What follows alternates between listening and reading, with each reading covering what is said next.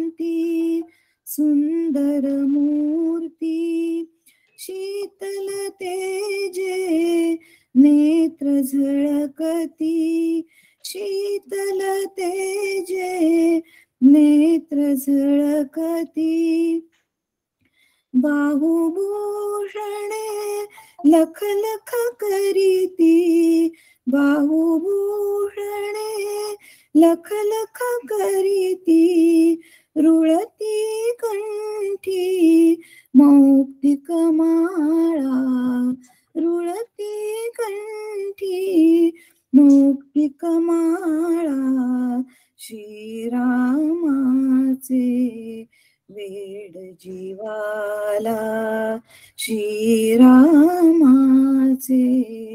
वेड जीवाला, शांत धीर गंभीर रघुपती, शांत धीर गंभीर रघुपती, चाप बाण धर विमल मुख किती, चाप बाण धर विमल मुख किती, सौंदर्याची केवळ प्रतिमा, सौंदर्याची केवळ प्रतिमा, उभी जानकी वामांगाला, उभी जानकी वामांगाला, श्रीरामाचे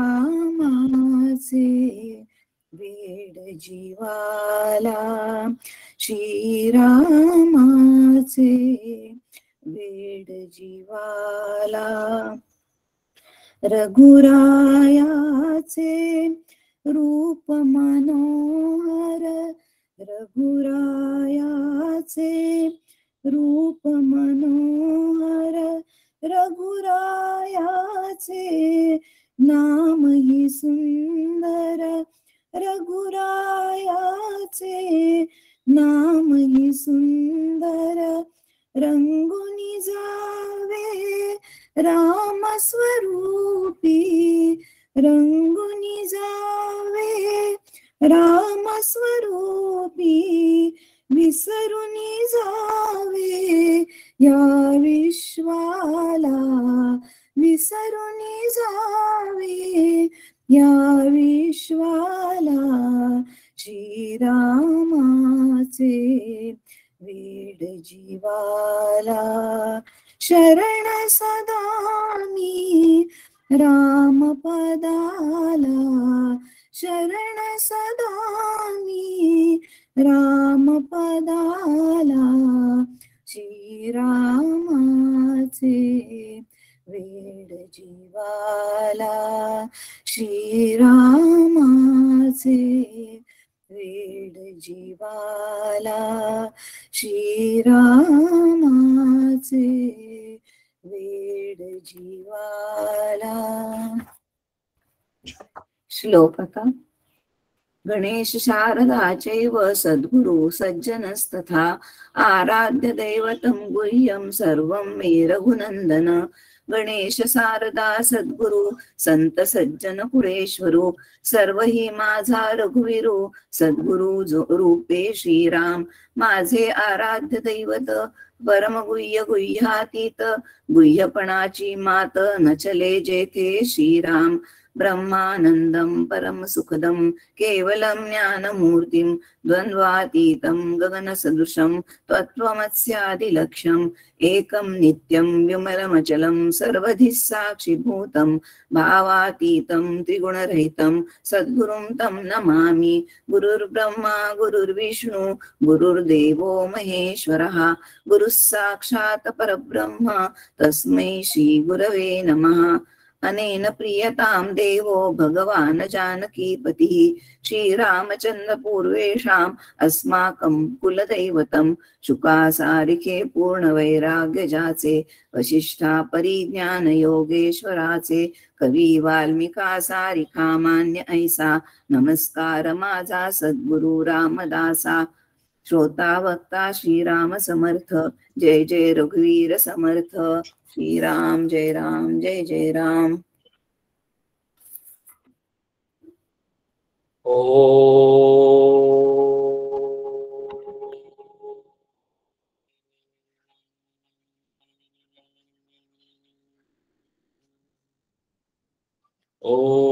सहनावतु सहनौ भुनक्तु सह वीर्यं करवावहै तेजस्विनावधीतमस्तु मां विद्विषावहै। ओम शांति शांति शांति। सदाशिवसमारम्भां शङ्कराचार्यमध्यमाम् अस्मदाचार्यपर्यन्तां वन्दे गुरुपरम्पराम्। श्रुतिस्मृतिपुराणानाम् आलयं करुणालयं नमामि भगवत्पादं शङ्करं लोकशङ्करम्। शङ्करं शङ्कराचार्यं केशवं बादरायणं सूत्रभाष्यकृतौ वन्दे भगवन्तौ पुनः पुनः। ईश्वरो गुरुरात्मेति मूर्तिभेदविभागिनी व्योमवद्व्याप्तदेहाय दक्षिणामूर्तये नमः।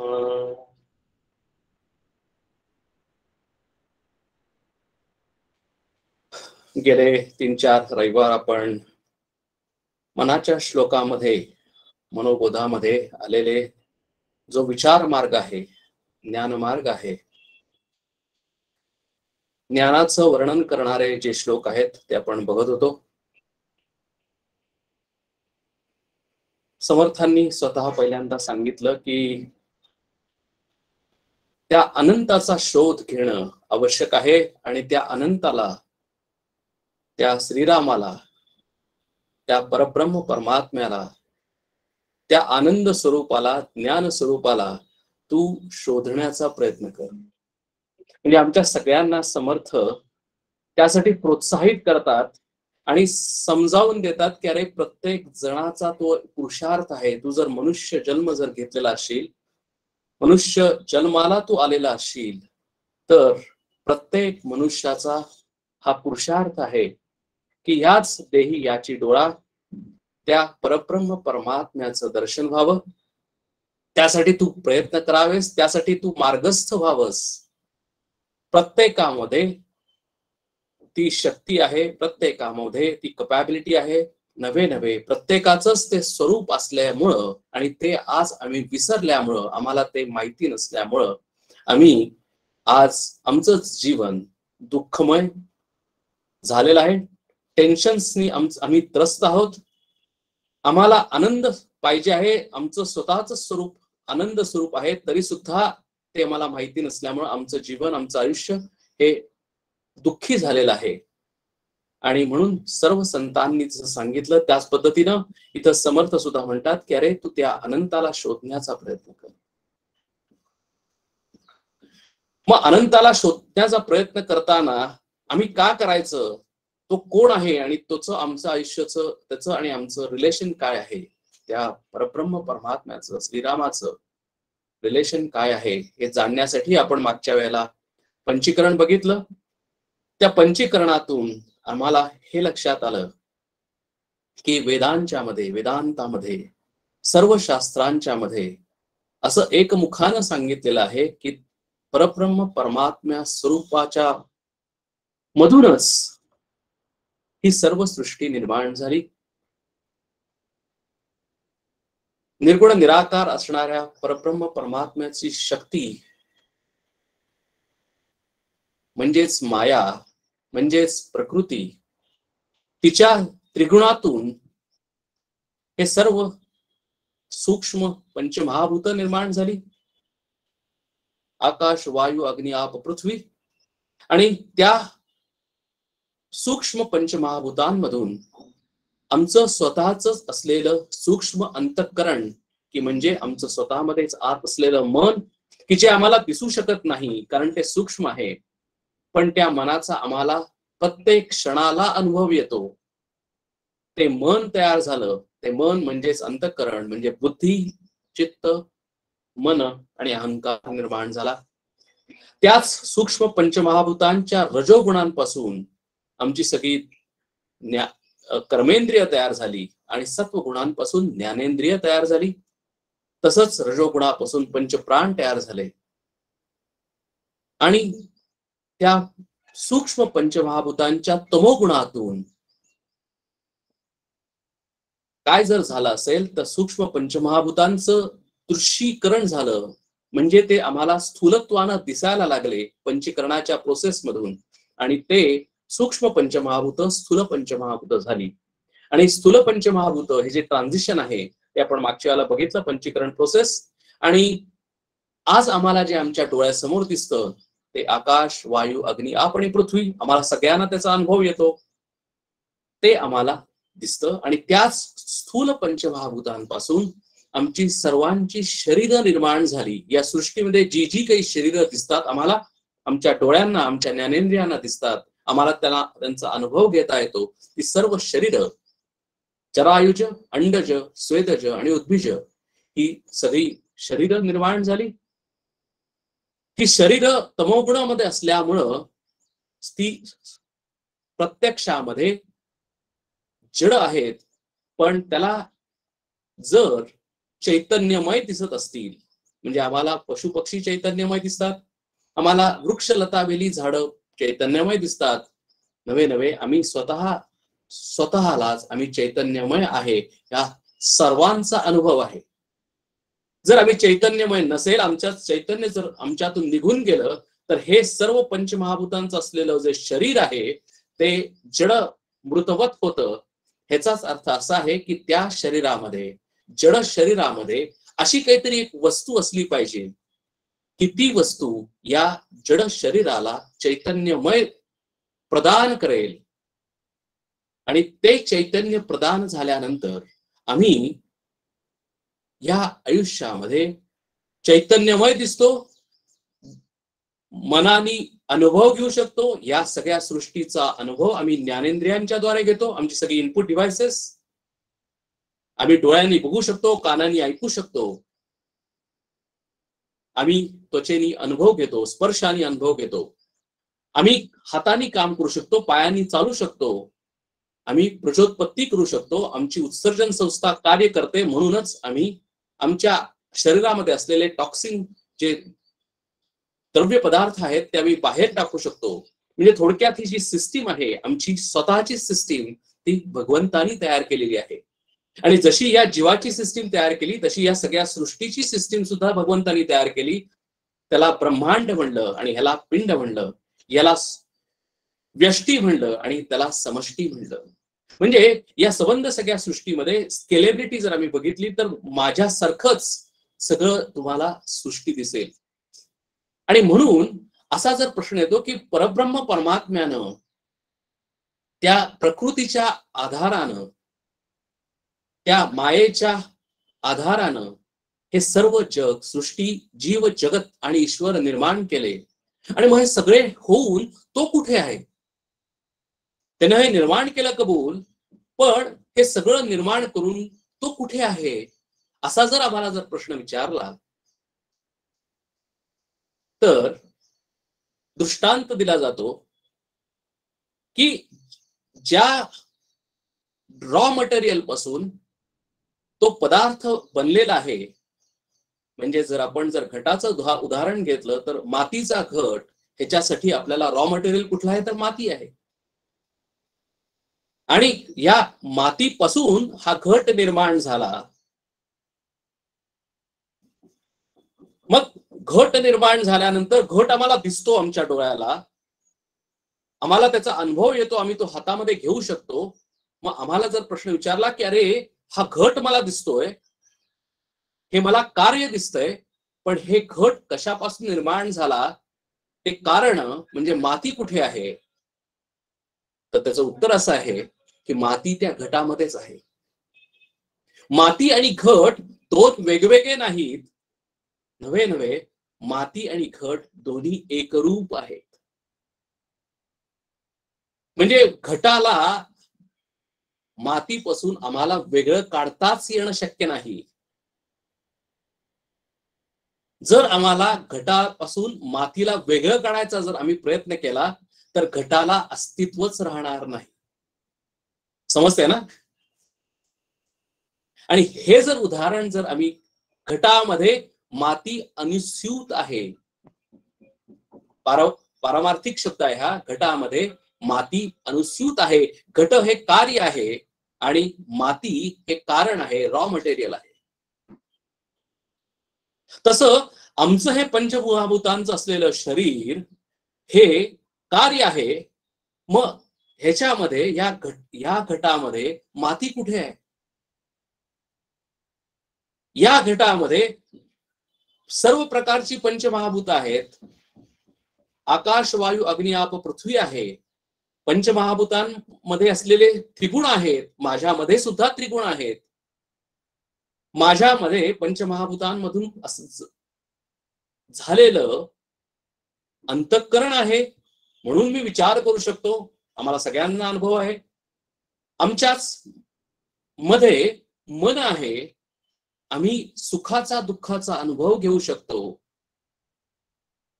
माझ्यामध्ये अहंकार आहे, कारण मी कोणतरी आहे, कारण हे सुद्धा मला कळायला सोपं आहे. आणि माझ्यामध्ये चित्त आहे, म्हणजे माझ्यामध्ये मेमरी आहे. मला मागच्या वर्षीचं, काही वर्षांपूर्वीचं मला आठवू शकतं, म्हणजेच माझ्यामध्ये मेमरी सुद्धा आहे. पण माझ्यामध्ये पंचप्राण आहेत. मी श्वासोश्वास करतो, प्राणापान. मी श्वास आत घेतो, श्वास बाहेर सोडतो. माझ्या सबंध शरीरामध्ये व्यान समान आहेत आणि माझ्याच शरीरामध्ये उदान वायू सुद्धा आहे. म्हणजेच ह्या परमेश्वराने हे सगळं शरीर निर्माण केलं, पंचप्राण निर्माण केले, ज्ञानेंद्रिय कर्मेंद्रिय निर्माण केली, अंतःकरण निर्माण केलं, सगळी शरीर निर्माण केली. आणि तो कुठे आहे? तर तो सुद्धा माझ्या आतच आहे. माझ्यापासून त्याला वेगळं काढताच येणार नाही. आणि मग तो कुठे आहे? तो आमच्या प्रत्येकाच्या शरीरामध्ये सूत्रे मणिगणा इव, भगवंतांनी सांगितलेलं आहे की तो सूत्र रूपानं, जसं आम्हाला सगळ्यांना माहिती आहे की जर एक माळ घेतली, सोन्याची माळ असेल, मोत्याची माळ असेल, आणि मोत्याची माळ ज्याला आम्ही बघतो त्यावेळेला आम्हाला मोती दिसतात, पण त्या मोत्यांना एकत्र बांधून ठेवणारं जे सूत्र आहे, धागा आहे, तो दोरा आहे, तो त्या मोत्यांच्या आत असतो. आणि त्यामुळे तो आम्हाला दिसू शकत नाही. आम्हाला फक्त सुंदर माळ दिसते. तसं आम्हाला सर्व शरीर दिसतात. आम्हाला हे सृष्टीमधली विविधता दिसते, नामरूप दिसतात. आम्हाला वृक्ष लता वेली दिसतात, आम्हाला पशु पक्षी दिसतात, आम्हाला वेगवेगळ्या प्रकारची माणसं दिसतात. पण त्या माणसांच्या आत असलेलं परब्रह्म परमात्म स्वरूप आम्हाला दिसू शकत नाही, कारण ते स्वरूप आम्हाला आमच्यापासून वेगळं काढताच येत नाही. जसं हा न्याय आहे, माती आणि घट हा जसा न्याय आहे, मातीपासून घट वेगळा नाही, घटाला वेगळं अस्तित्व नाही. घट आहे, काल नव्हता आणि उद्या नसणार आहे, पण माती आहे आहे आहे, अस्ति अस्ति अस्ति. आणि तसंच तर हेच जर आम्ही लॉजिक लावलं या सगळ्या घटाला, तर हा घट आज दिसतोय, हा घट सगळ्या सृष्टीचा अनुभव करतोय, डोळ्यांनी बघतोय, कानांनी ऐकतोय, सगळीकडे व्यवहार करतोय, हातांनी कार्य करतोय, पायांनी इकडे तिकडे जाऊ शकतोय. या घटामध्येच ते परब्रह्म परमात्मा स्वरूप त्याच्या स्वतःच्या शक्तीनुसार, शक्ती सहित या घटामध्ये अस्तित्वात आहे. म्हणूनच मी तीन गुणांचा बनलेलो आहे, म्हणूनच मी पंचमहाभूतांचा बनलेलो आहे. आणि या सगळ्यांच्या पाठीमागं या सगळ्या जडाला चैतन्य देणारा परब्रह्म परमात्मा स्वरूप सूत्रे मणिगणा इव या न्यायानं माझ्या स्वतःच्या शरीरामध्ये आत आत आत आत आहे. मग ते कुठे आहे? तर ते माझ्या या शरीराच्या पाठीमाग आहे. पाठीमाग आहे म्हणजे कुठे आहे? आम्ही शरीराच्या आत गेल्यानंतर आम्हाला प्राण दिसतात, प्राणाच्या आत गेल्यानंतर आम्हाला मन दिसतं, अंतःकरण दिसतं, आणि त्या अंतःकरणाला चेतना देणारा ते परब्रह्म परमात्म स्वरूप ते आहे. आणि ते आहे म्हणूनच मनाला मन पण आहे. ते आहे म्हणूनच ज्ञानेंद्रियांना ज्ञानेंद्रिय पण आहे, म्हणूनच मी ऐकू शकतो, बोलू शकतो. ते आहे म्हणूनच मी काम करू शकतो, माझ्या कर्मेंद्रियांना कर्मेंद्रिय पण आहे. म्हणून उपनिषदामध्ये परब्रह्म परमात्म स्वरूपाला की जे माझ्या आत आहे त्याला म्हणलेलं आहे की ते कानांचा कान आहे, डोळ्यांचा डोळा आहे, मनाचं मन आहे. कारण त्या सर्वांना शक्ती देणारं, चैतन्य देणारं ते परब्रह्म परमात्म स्वरूप आमच्या सगळ्यांच्याच शरीरामध्ये एकाच वेळेला आहे. ते एकच आहे आणि म्हणूनच त्याला परब्रह्म असं म्हणलं. ब्रह्म म्हणजे बृहत हा शब्द आहे. बृहत पासून हे ब्रह्म निर्माण झाला हा शब्द. कारण प्रत्येक शब्दाला संस्कृत मध्ये अर्थ आहे. आणि बृहत म्हणजे मोठं. किती मोठं? हिमालयाच्या तुलनेमध्ये आम्ही म्हणतो की अरे मुंगी लहान आहे आणि हिमालय मोठा आहे. पण जर पृथ्वीच्या आम्ही तुलना करायला गेलो तर पृथ्वीच्या तुलनेमध्ये हिमालय लहान आहे. आम्ही जर सगळी सूर्यमालिका बघितली तर सूर्यमालिकेच्या मध्ये पृथ्वी लहान आहे. आमच्या गॅलेक्सी मध्ये आमची गॅलेक्सी जर आम्ही बघितली तर बाकीच्या सगळ्या गॅलेक्सी मध्ये आमची गॅलेक्सी ही लहान आहे. मग ते परब्रह्म म्हणजे बृहत म्हणजे किती मोठं आहे? तर या सगळ्याला सामावून घेणारं ते परब्रह्म परमात्म स्वरूप आहे. म्हणून त्याला बृहत म्हणलंय, जे मोठं आहे. ते कसं आहे? व्योमवत म्हणजे आकाशवत, म्हणजे आकाशामध्येच या सर्व सृष्टी आहे. आकाशाच्या बाहेर कुठलीही सृष्टी नाही. या आकाशामध्येच हे सर्व ग्रह, गोलक, तारे, पशु, पक्षी, सृष्टी आम्ही सर्व आहोत. आकाशामध्येच आहोत. आकाशाने आम्हाला व्याप्त केलेलं आहे. आणि मग त्यानं काय? त्यानं आकाशाला सुद्धा व्याप्त केलेलं आहे. कारण आकाश हे त्या परब्रह्मामध्ये आहे. आणि म्हणूनच beyond space, beyond time and beyond objectivity असं ते एकच परब्रह्म की ज्याला भगवंतानी पुरुषोत्तम म्हणलेलं आहे 15व्या अध्यायामध्ये गीतेच्या. त्यालाच 13व्या अध्यायामध्ये क्षेत्रज्ञ म्हणलेलं आहे. ते एकच क्षेत्रज्ञ आहे आणि ही सगळी क्षेत्र आहेत असं म्हटलेलं आहे. म्हणजे माझं शरीर हे क्षेत्र आहे. माझ्याबरोबर संबंध सगळ्या मनुष्य जातींचं शरीर ही सुद्धा त्यांची प्रत्येकाची क्षेत्र आहेत. पशु पक्ष्यांची सुद्धा शरीर म्हणजे त्यांचं क्षेत्र आहे. स्थूल शरीर असेल, सूक्ष्म शरीर असेल, शरीर हा शब्द कॉमन आहे. म्हणजे त्याच्यामध्ये सर्व येतं. म्हणजे शरीर येतात, स्थूल शरीर येतात, सूक्ष्म शरीर येतात, सर्व सृष्टी येते. आणि या सगळ्यांच्या माग सगळ्यांना अधिष्ठान असणारा, आधार असणारा तो एकच परब्रह्म परमात्म स्वरूप आहे. आणि तो आमच्यामध्येच आहे. त्याला आमच्यापासून वेगळं काढताच येणार नाही. म्हणजे जर कुणाला जर विचारलं की अरे तो कुठे आहे, म्हणून भक्त प्रल्हादाला जर विचारलं की अरे तुझा नारायण कुठे आहे, तो म्हणला की अरे माझा नारायण कुठे आहे, हा प्रश्नच चुकीचा आहे. कारण ह्या नारायणानंच जर सगळं तयार केलेलं असेल आणि तो नारायण सगळ्या कणाकणामध्ये भरलेला असेल, संबंध सगळ्या सृष्टीमध्ये तो सगळीकडे आहे, कुठे नाही असं नाही, सर्वांना त्यानं व्याप्त केलेला आहे. तो आहे म्हणून सगळं आहे. म्हणजे माती आहे आहे आहे, पण घट आहे किंवा नाही. तसं आम्ही सगळी सृष्टी, आमची सगळी सर्व शरीर आहेत आणि नाहीत. आज आम्ही आहोत, आम्हाला अस्तित्व आहे, पण उद्या आमचं शरीर हे मृत झाल्यानंतर आमच्या शरीराला अस्तित्व नाही. आमचं शरीर कुठे जाणार? ज्या पंचमहाभूतांमधून ते निर्माण झालं त्याच पंचमहाभूतांमध्ये ते जाणार.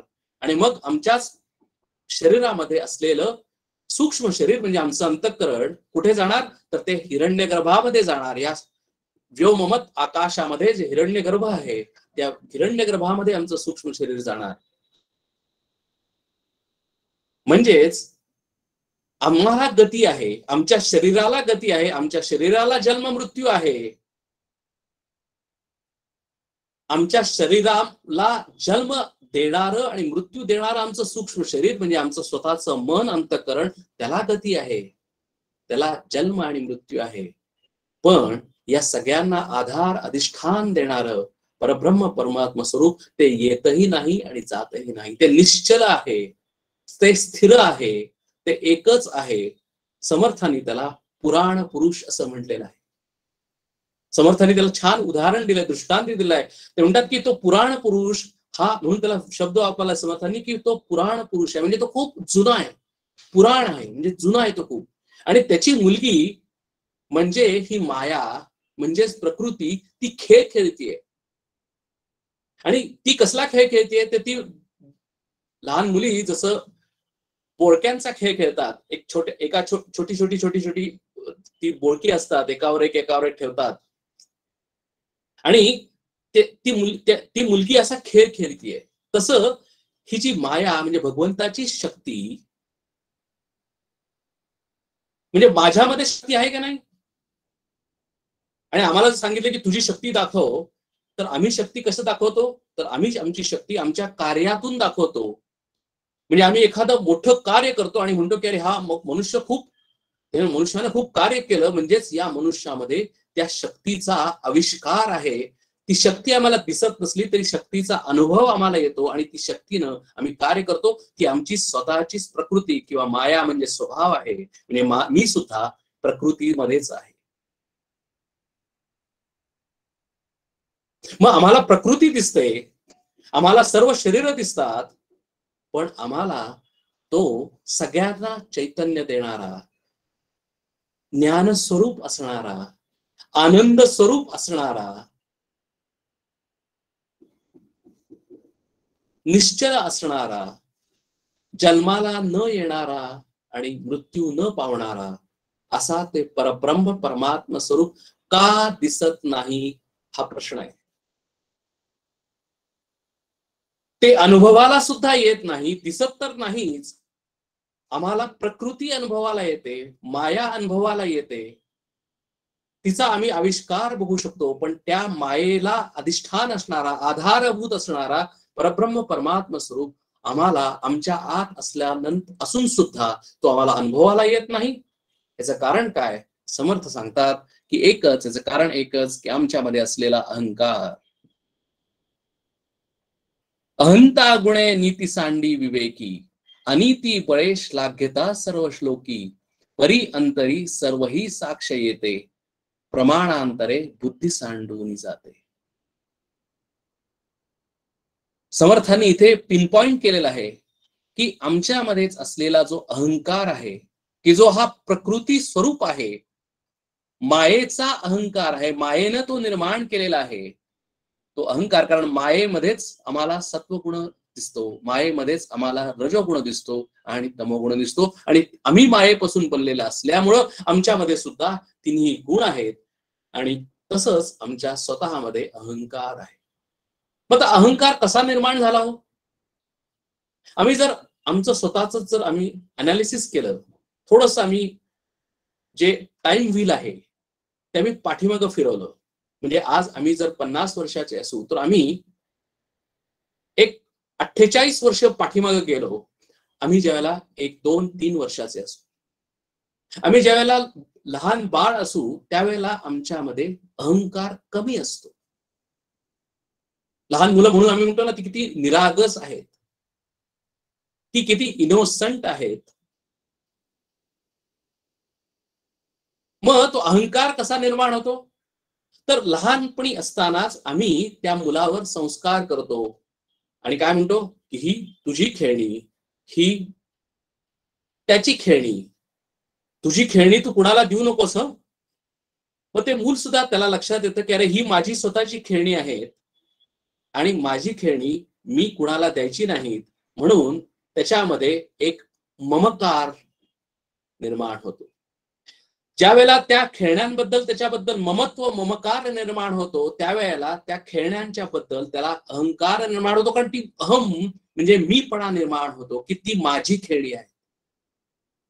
लहानपणी माझ्यामध्ये खरं तसं बघायला गेलं तर ते सगळेजण एकत्र खेळत असतात, लहान मुलं, आणि त्यांना माझी खेळणी आणि तुझी खेळणी असा काहीही फरक नसतो, सोयरसूतक नसतं. ती कदाचित थोड्या वेळ भांडतील सुद्धा, पण ते लगेच सोडून देतात त्यांचं राग आणि परत ते एकत्र येतात. पण जसे जसे आम्ही मोठे होत जातो तसा तसा आमच्या अहंकाराला आम्ही स्वतःच पाणी घालून, खत घालून आम्ही आमचा अहंकार जपायचा प्रयत्न करतो. जसं जसं मी मोठं जातो तसं तसं मी हुशार आहे, मला चांगले मार्क्स पडलेले आहेत, माझा अहंकार वाढीला लागतो. मी असा असा आहे, मी ह्या जातीचा आहे, मी सुंदर आहे, मी गोरा आहे, मी धष्टपुष्ट आहे, मी कितीही काम करू शकलो, मी आज गेले 70 वर्ष झाले मी गोळी सुद्धा घेतली नाही. म्हणजे प्रत्येक क्षणाक्षणाला आम्ही आमचा अहंकार वाढवतो आणि आम्ही आमचा अहंकार वाढवल्यामुळं काय होतं माणसाचं, तर आमच्या अहंकारामुळे मागच्याच वेळेला आपण बघितलं, समर्थ म्हणतात की आमच्या आयुष्यामध्ये दुःख निर्माण होतं. का दुःख निर्माण होतं? कारण अहंकार ज्यावेळेला आमचा जातो त्यावेळेला अहंकारामुळे माझं स्वतःच एक पर्सनॅलिटी मी तयार करतो. म्हणजे मी असा असा आहे, मी चांगला आहे, मी असा असा आहे. माझी एक स्वतःबद्दल असणारी एक माझ्याच पर्सनॅलिटी बद्दल माझी एक कल्पना आहे आणि ती कल्पना, माझी पर्सनॅलिटी, माझा अहंकार मी समाजामध्ये वावरताना अतिशय बारकाईनं जपायचा प्रयत्न करतो. म्हणजे मी स्वतःला चांगलं दाखवण्याचा प्रयत्न करतो. म्हणजे मी दांभिक होतो. म्हणजे अहंकारातून दंभपणा निर्माण झाला. कारण मला चांगलं म्हणावं इतरांनी म्हणजे मला चांगलं वाटतं. माझा अहंकार जपावा, मला लोकांनी चांगलं म्हणावं, लोकांनी म्हणावं की तू हुशार आहेस, म्हणजे माझा अहंकार निर्माण होतो. मी अशाच लोकांच्या मध्ये जातो. जर काही लोक मला त्रास देत असतील, मला हुशार समजत नसतील, तर अशा लोकांना मी अवॉइड करायचा प्रयत्न करतो. कारण माझ्या अहंकाराला तिथे वाव नसतो आणि म्हणूनच मी माझ्या अहंकाराला जपण्यासाठी अतिशय लहानपणापासून सबंध आयुष्यभर प्रयत्न करतो. आणि अहंकार हा सगळ्यांच्याकडे आहे.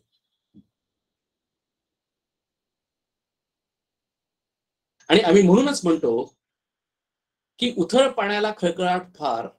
म्हणजे अगदी अशिक्षित माणूस असेल,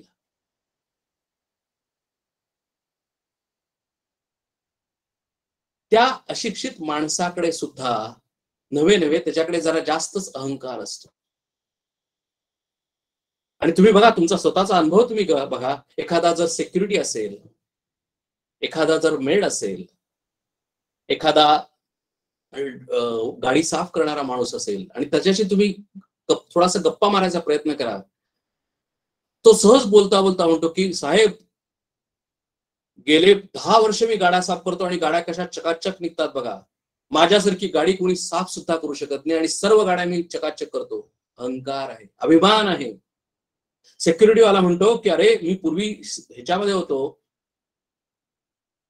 सैन्यामध्ये होतो, त्यामुळे माझं शरीर असं बलदंड आहे आणि म्हणून मी गेले 10 वर्ष, या 10 वर्षामध्ये एक चोर सुद्धा इथं फिरकलेला नाही. अहंकार आहे.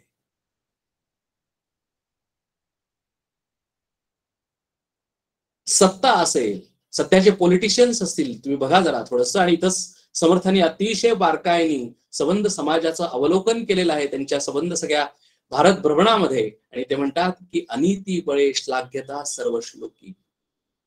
म्हणजे ज्या वेळेला माझा अहंकार वाढतो त्यावेळेला मी अनितीकडे वळतो. याचं कारण असं आहे की जर सामान्य पद्धतीने माझ्या कष्टाने जर मला माझी पर्सनॅलिटी जपता आली नाही, मला पाहिजे ते मिळालं नाही, तर मी नीती सोडून देतो आणि अनितीचा विचार करतो. मी श्रीमंत आहे,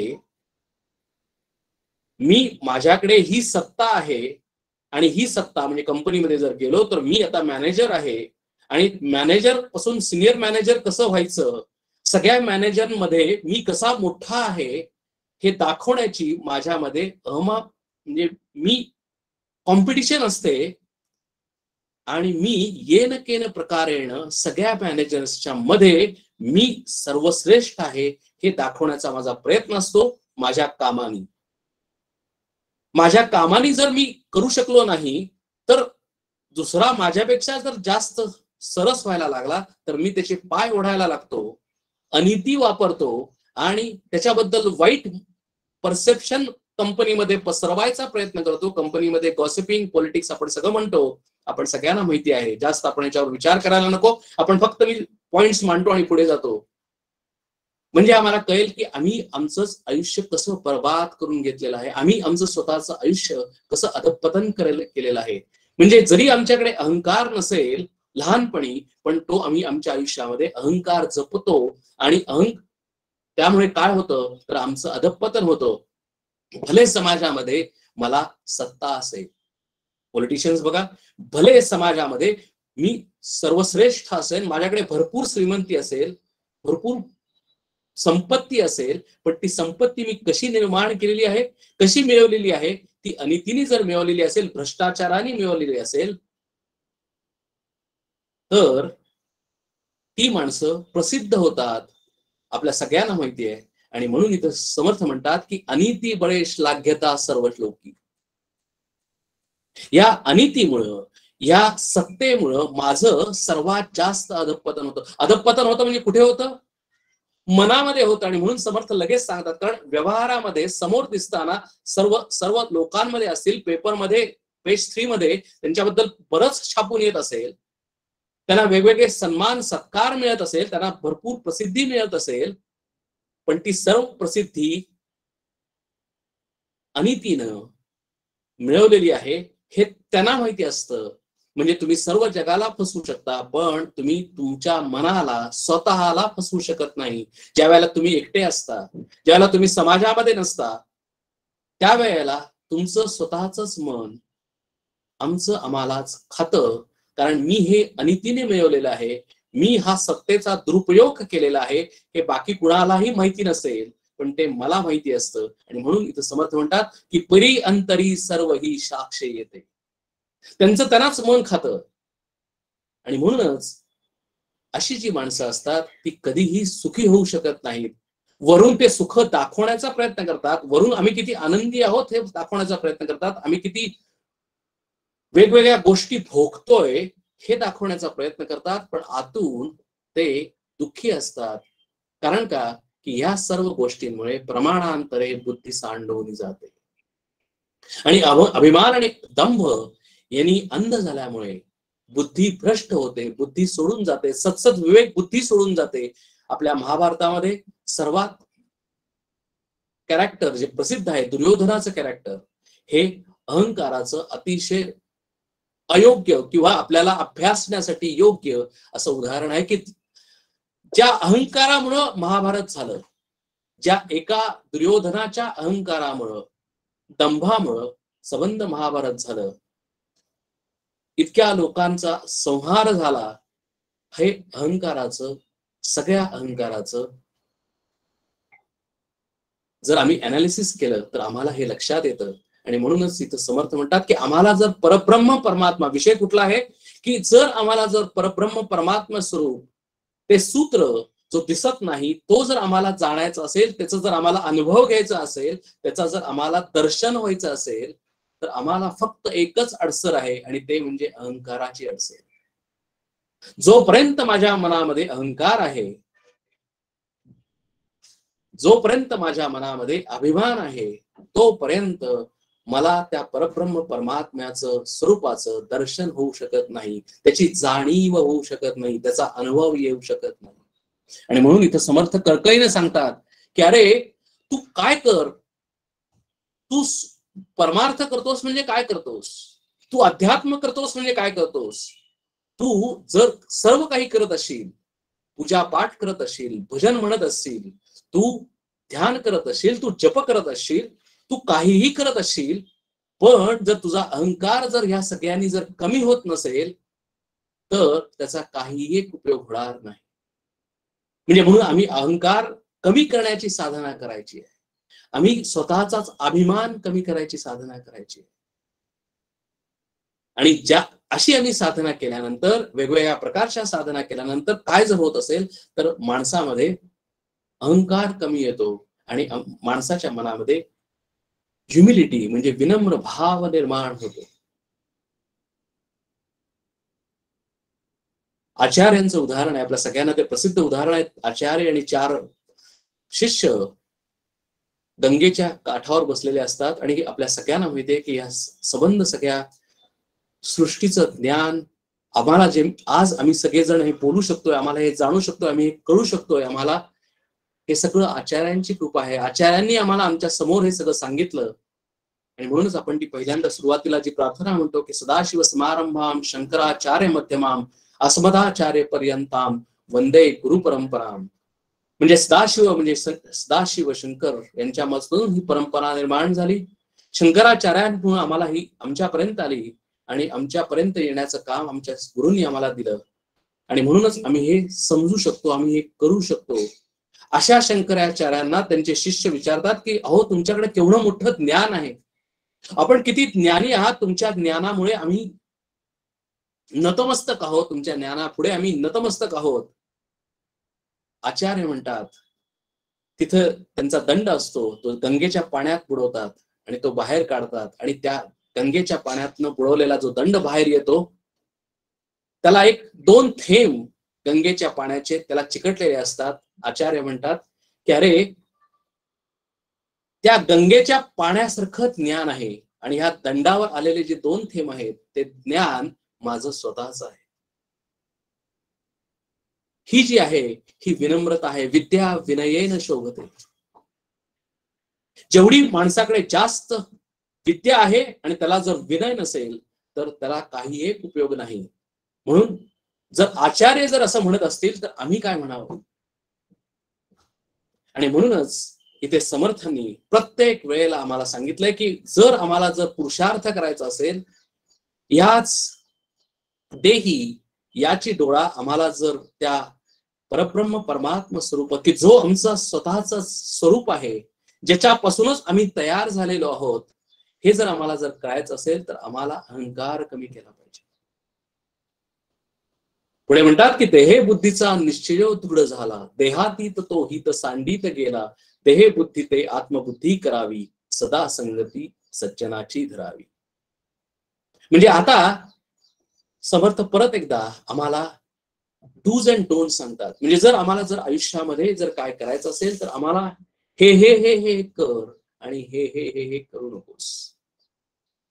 म्हणजे अहंकार तू कमी कमी कमी कर, नीतिमत्ता तू हळूहळू वाढव, दंभ हा हळूहळू तू कमी कर, नम्रता तू हळूहळू वाढव, सत्सत विवेक बुद्धी तू हळूहळू वाढव.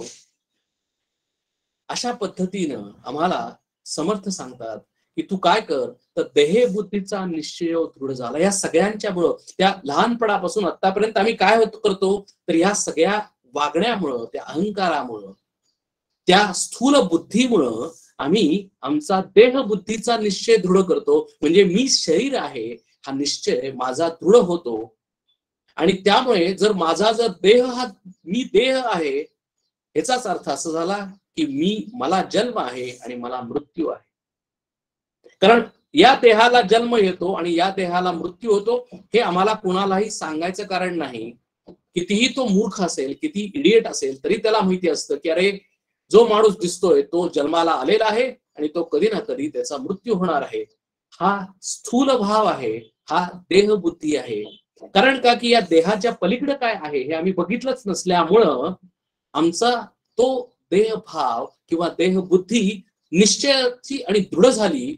आणि म्हणून इथं म्हणतात की यामुळे काय झालं असेल, अहंकारामुळे काय झालं असेल तर देहबुद्धीचा निश्चय दृढ झाला. आणि मग जर स्थूल बुद्धी जर निश्चय झाला असेल, स्थूल बुद्धी जर आमची दृढ झाली असेल तर या स्थूल बुद्धीमुळे आम्हाला काय दिसणार तर दगडधोंडेच दिसणार, आम्हाला दुसरी शरीरच दिसणार, आम्हाला ही सगळी सृष्टी जी विविधतेने नटलेली आहे तीच दिसणार. पण त्या सर्व शरीरांच्या पाठीमागे आत असलेलं सूत्र रूपानं असलेलं परब्रह्म परमात्मा स्वरूप आम्हाला दिसूच शकणार नाही. आणि म्हणून इथे म्हणतात की देहातीत ते हित सांडित गेला. म्हणजे तू आहेस देहातीत, तू देहाच्या पलीकडे तुझं स्वतःचं स्वरूप हे खरोखर ते परमात्मा स्वरूप आहे.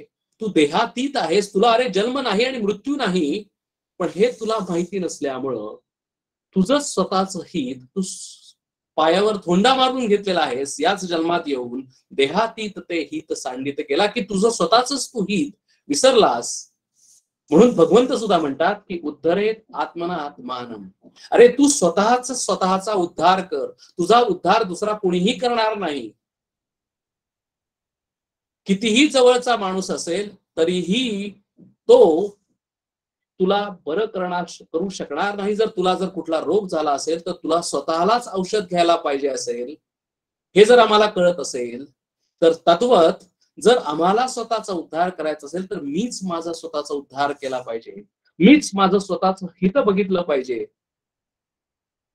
देहातीत ते हित सांडित केला. तू देहातीत आहेस पण तू स्वतःच हित विसरलेला आहेस. कारण का की या राम रगाड्यामध्ये तू स्वतःला विसरून गेलेला आहेस. आपण मागच्या 2 सेशन्स मध्ये बघितलेलं आहे. म्हणून आता काय करावं तर देहे बुद्धी ते आत्मबुद्धी करावी.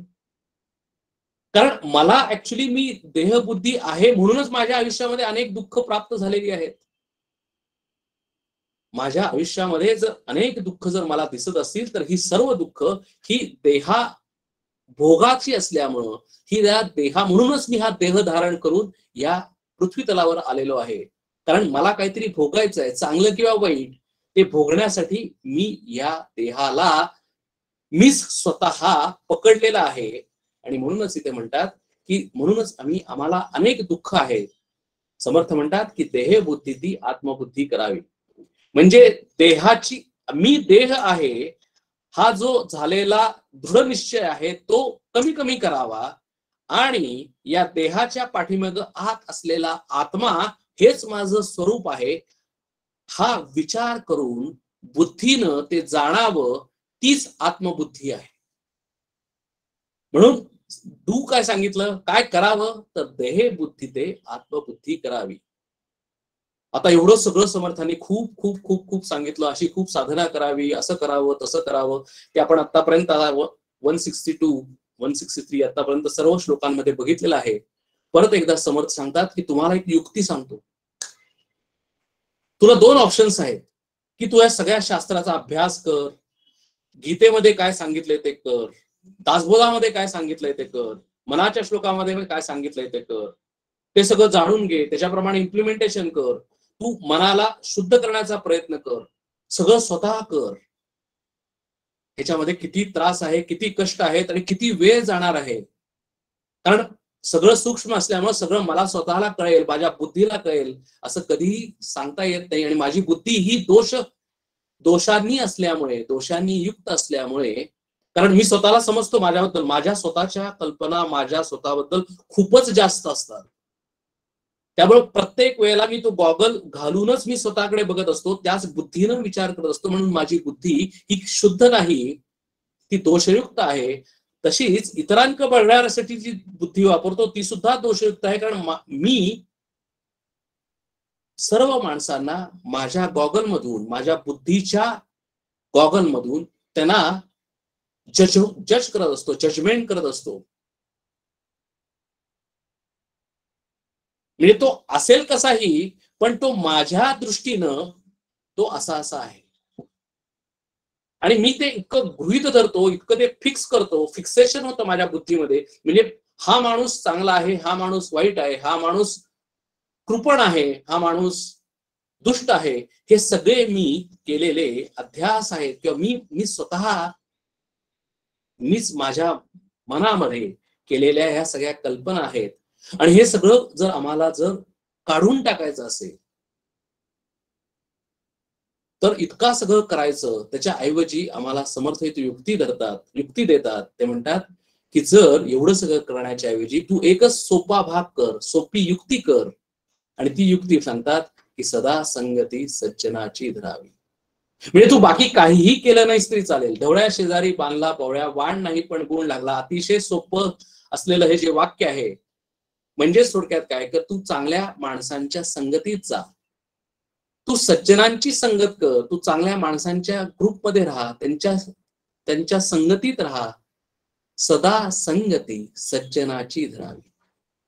सज्जन म्हणून जन आणि स हा हे लावलेला आहे. सज्जन म्हणजे जे चांगले आहेत ते, आणि अशा सज्जनांची संगती धरल्यानंतर मी स्वतः चांगला होईल, मी सुद्धा सज्जन होईल. म्हणून इथं समर्थ सांगतात की तू बाकी काहीही केलं नाहीस तरी चालेल, ऑटोमॅटिकली तू त्यांच्या जवळ राहिलास, त्यांच्या सहवासात राहिलास, आणि तुझा अहंकार त्यावेळेला तू कमी केलास तरच. कारण मी सज्जनांच्या समोर राहिलो आणि तिथे गेल्यानंतर मी स्वतः म्हणतो, मी स्वतः त्याच्याकडे बघायचं आणि म्हणायचं की मी किती हुशार आहे त्याच्यापेक्षा. आणि हीच अर्जुनाची पहिल्या अध्यायामध्ये भगवंतामध्ये असलेली दृष्टी होती. तो स्वतःच सांगायला जात होता भगवंताला की अरे हेच असं करूया आपण, तसं करूया आपण, हे युद्ध बरोबर नाही, आपण युद्ध टाळलं पाहिजे, आणि आपण एवढे बुद्धिवान असल्यामुळे आपणच जर युद्ध केलं तर सगळी जनता युद्ध करेल, तर आपणच युद्ध करायला नको, म्हणजे हे युद्ध होणार नाही. हे सगळं शहाणपण भगवंताला अर्जुन सांगत होता. कारण का की त्या पहिल्या अध्यायामध्ये अर्जुन स्वतःला शहाणा समजत होता. कुणापेक्षा? भगवंतापेक्षा. अर्जुन पहिल्या अध्यायामध्ये अहंकारामुळं, स्वतःला अभिमानामुळं स्वतःला भगवंतापेक्षा मोठा समजत होता. जरी संगतच सज्जनांची असेल तरी सुद्धा अहंकार आहे, अभिमान आहे. त्या अभिमानामुळं, त्या अहंकारामुळं सज्जनांची संगत असली तरी त्याचा काही एक उपयोग नाही. आणि म्हणून इथे म्हणतात की जरी आम्ही सज्जनांची संगत केली तरी माझा अहंकार मी कमी केला पाहिजे. आणि ते म्हणतात की सदा संगती सज्जनांची धरावी, सदा धरावी, नेहमी धरावी, संगती धरावी, आणि माझा अहंकार कमी करावा. आणि ते जसं करतायत, ते जसं सांगतायत तसं आम्ही ते ऐकावं. आणि म्हणूनच दुसऱ्या अध्यायापासून Arjun complete 180 degree phase shift करतो. कारण का की तो म्हणतो की अरे भगवंता, मी तुझा शिष्य आहे, तू माझा गुरु आहेस, तू जे सांगशील ते मी करीन, करिष्ये वचनम तव. आणि म्हणून त्यावेळेला काय होतं तर शिष्य ज्या वेळेला होतो आणि तो दुसऱ्या एका शरीराला गुरु म्हणून मानतो, त्यावेळेला काय होत असेल तर त्या शिष्याचा अहंकार कमी होतो, त्या शिष्याचा अभिमान कमी होतो. आणि कोण पाहिजे? एक मिनिट.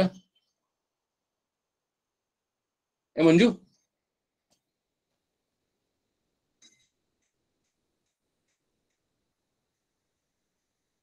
एकच मिनिट, जरा कोणतरी इथं आलेलं आहे, नॉन मास्केबल इंटरप्ट. मंजू जरा बघतीस का बाहेर कोण आहे ते?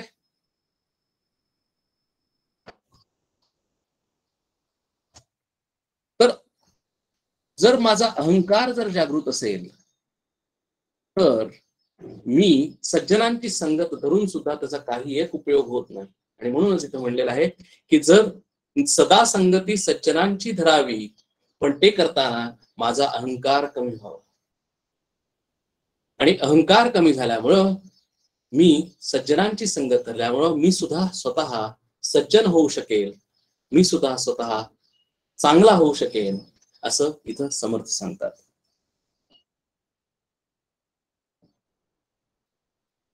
मने कल्पना विषयो सोडवावा, मने देव निर्गुण तो ओळखावा, मने कल्पिता कल्पना ते सरावी, मना सदा संगती सज्जनाची धरावी.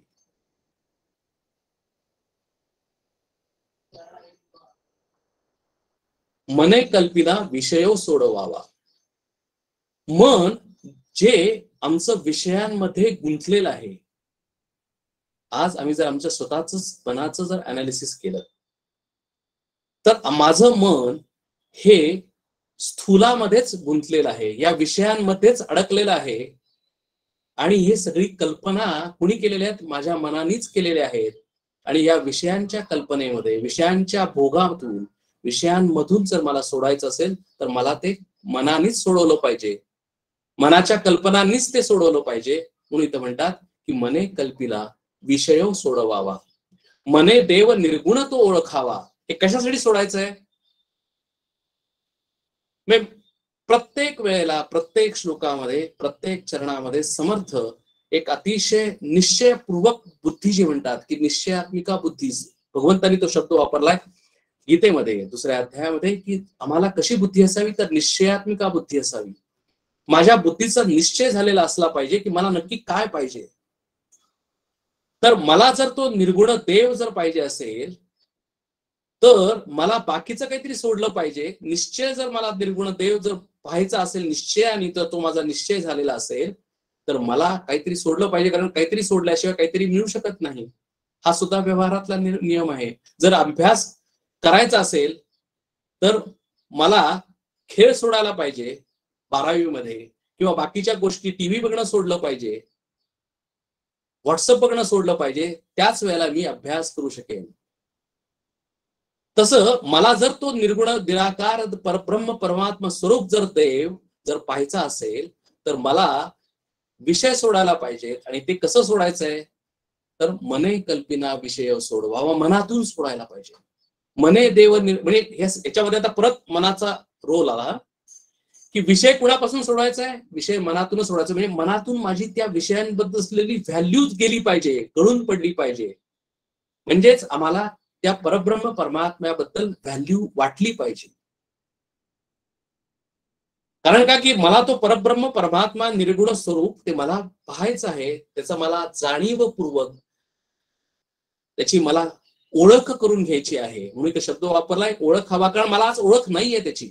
तो आहे आत पण मला त्याची ओळख नाहीये. म्हणून मने देव निर्गुण तो ओळख हवा, मने कल्पिता कल्पना ते सरावी. कारण मनाचं जर स्वरूप बघितलं तर मनाचं स्वरूप हे फक्त कल्पनांचे डोंगर रचणे हाच एक मनाचा स्वभाव आहे. आणि तो मनाचा स्वभाव आम्ही कमी करावा, त्याचा त्याग करावा असं समर्थ म्हणतात. कारण आमचं जर मन जर बघितलं आम्ही प्रत्येकाने जर अनालिसिस केलं तर आमच्या मनामध्ये कितीतरी विचार येतात संबंध दिवसामध्ये, आणि नको ते विचार येतात. जे यायला पाहिजेत ते येत नाही, आणि जे नको तेच विचार येतात. पूर्वीचे विचार येतात, भविष्याचे विचार येतात, भविष्याची चिंता काळजी हे आमच्या मनामध्ये येतं. भूतकाळामध्ये मी असं का केलं, असं करायला नको होतं, माझ्या आयुष्यामध्ये एवढे का प्रॉब्लेम झाले, इत्यादी इत्यादी. ब्रूडिंग ओव्हर द पास्ट हेही माझ्या मनाचं. म्हणजे थोडक्यात जर मी माझं स्वतःचं जर मनाचं अनालिसिस केलं तर मी कधीही प्रेझेंट टेन्स मध्ये नसतो, नेहमी भूतकाळात किंवा भविष्य काळात असतो. आणि अनेक कल्पनांचे, अनेक वृत्तींचे, अनेक विचारांच्या माझ्या मनामध्ये थैमान मांडलेलं आहे, कल्पना आहेत. मग is stream of continuous stream of thoughts असं जर असेल तर ते कमी कमी करावं.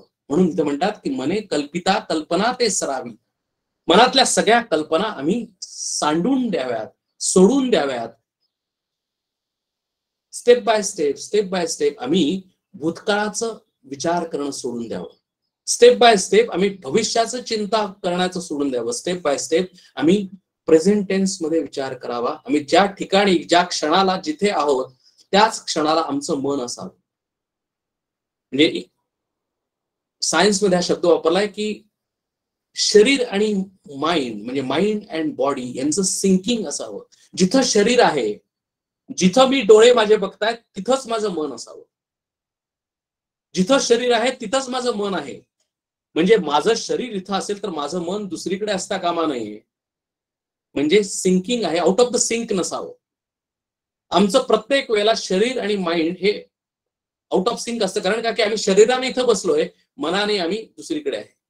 मनाने आम्ही दुसरा विचार करतोय. आम्ही इथे मनोबोधामध्ये काय समर्थ सांगतात हे आम्ही जाणून घेण्याचा प्रयत्न करायसाठी इथे शरीराने ऐकू बसलेलो आहोत, कान ऐकतो आहोत, तोंडाने बोलतो आहोत. पण आमचं मन हे साता समुद्रापलीकडे पार असलेल्या दुसऱ्याच एका विषयाकडे कल्पना करत आहे. आणि ते सोडावं. म्हणजे थोडक्यात be remain in the present tense.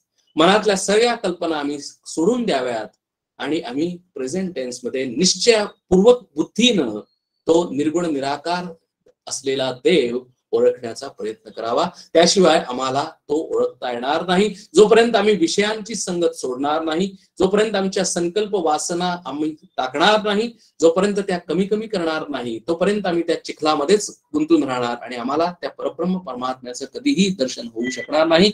आणि त्यासाठी परत एकदा समर्थ युक्ती सांगतात की सदा संगती सज्जनाची धरावी. आमच्यामध्ये चेंज व्हायलाच पाहिजे. जर आम्ही सज्जनांच्या संगतीमध्ये गेलो, आम्ही त्यांच्या सहवासामध्ये राहिलो, त्यांचे विचार ऐकले आणि त्याप्रमाणे आम्ही विचार करायला लागलो, तर आम्ही सुद्धा हळूहळू चेंज होतो. आमच्या आयुष्यामध्ये सुद्धा हळूहळू चेंज होतो. आणि काही दिवसांनी, काही वर्षानंतर आम्ही सुद्धा त्यांच्यासारखे होतो. आम्ही बिघडवलो तुम्ही बिघडा ना, तुकाराम महाराजांचा अभंग आपल्या सगळ्यांना माहिती आहे. आम्ही बी घडलो तुम्ही बी घडा ना. आम्ही स्वतः तसे घडलेलो आहोत. आम्ही स्वतः सज्जनांच्या संगतीत राहून आम्ही ते मिळवलेलं आहे आणि आम्ही ते मिळवल्यानंतर आम्ही ते सांगतो आहोत आणि तुम्ही सुद्धा ते मिळवलं तर तुम्ही सुद्धा तसेच व्हाल असे तुकाराम महाराज म्हणतात. कारण तुकाराम महाराजांनी माऊलींची, ज्ञानेश्वरीची अनेक वेळेला त्याचं चिंतन मनन पारायण केलेली आहे. समर्थांनी त्या 16 वर्षामध्ये तपश्चर्येमध्ये या सगळ्या वेदांतांच्या मध्ये, उपनिषदांची, वेदांची, वेगवेगळ्या शास्त्राची सगळा अभ्यास करून, त्याचं चिंतन करून त्यांची संगत केलेली आहे. सदा संगती सज्जनाची धरावी, म्हणूनच ते स्वतः आम्हाला सांगतायत. कारण ते सांगण्यामध्ये काहीतरी एक अनुभव आहे. मी असं केलेलं आहे आणि म्हणून मी असा झालेलो आहे आणि म्हणून तुम्ही सुद्धा तसं करावं असं समर्थ कॉन्फिडेंटली सांगू शकतात. सदा संगती सज्जनाची धरावी, देहाधिक प्रपंच हा चिंतियेला, परी अंतरी लोभ निश्चित ठेला, हरी चिंतने मुक्तिकांता करावी, सदा संगती सज्जनाची धरावी. चिंतेला आम्ही काय करतो,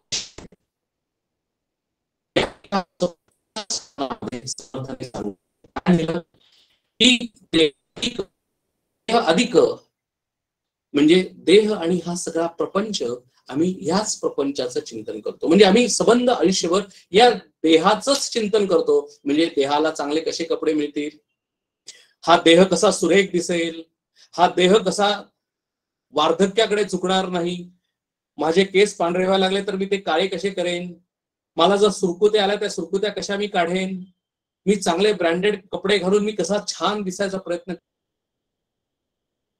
मी छान दिसल्यानंतर मला इतर लोक चांगले दिसले म्हणल्यानंतर माझा अभिमान कसा वाढेल, मला कोणीतरी चांगलं म्हणलं की मी कसा अहंकाराने उन्मत्त होईन, माझ्या बरोबर माझ्या प्रपंचाची मी कशी चांगली सोय करीन, त्यांना कसा कम्फर्ट देईन, माझी मुलं बाळ ह्यांना मी कसं व्यवस्थित छान शिक्षण देईन, ते शिकल्यानंतर ते कसे छान नोकरीमध्ये मिळतील, त्यांना संपत्ती मिळेल आणि ते कसे त्यांचा प्रपंच वाढवतील, नातेवाईक, आमचा सगळे सोयरे यांचं चिंतन, ह्याच्या व्यतिरिक्त आम्ही कुठलंच चिंतन करत नाही. आणि म्हणून काय होतं तर देहाधिक प्रपंच हा चिंतियेला, आम्ही ह्याच फक्त चिंतन करतो, आम्ही त्या परब्रह्म परमात्मा स्वरूपाचं चिंतन करत नाही. आणि म्हणून आम्हाला काय होतं तर परी अंतरी लोभ निश्चित ठेला. समर्थांनी किती शब्द अचूक वापरले आहेत.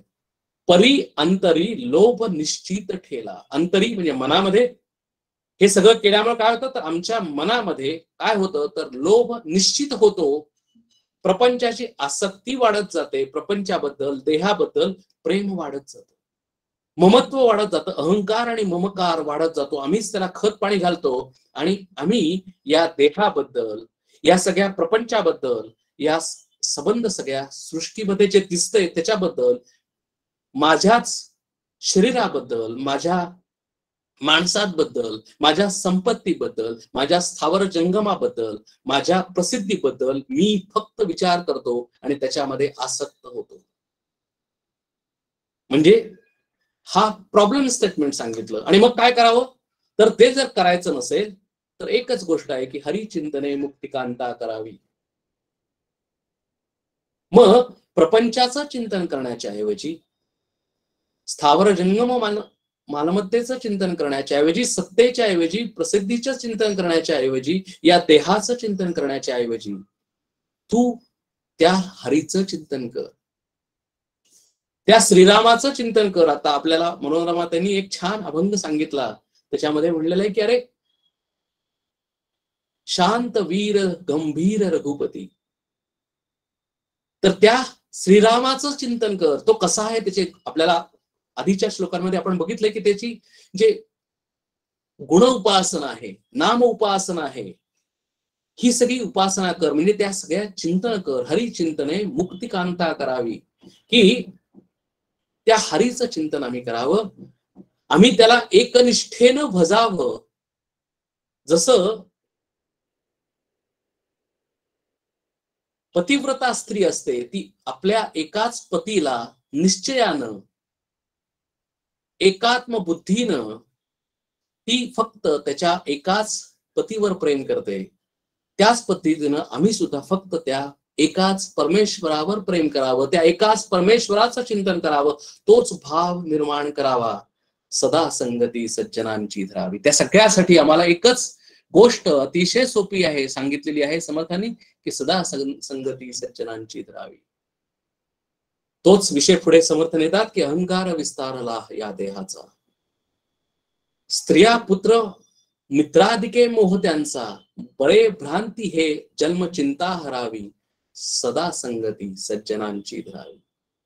या अहंकारानं काय केलं, तर या देहाचा विस्तार झाला. म्हणजे काय होतं, तर पहिल्यांदा मी लहान असताना मी फक्त होतो, नंतर या देहाचा विस्तार होतो, म्हणजे मी जाड होतो, हे तर निश्चितच आहे. जसं जसं मी मोठा होतो तसं खातो, व्यायाम कमी करतो, त्यामुळे हा देह जाड होतो, देह विस्तार होतो.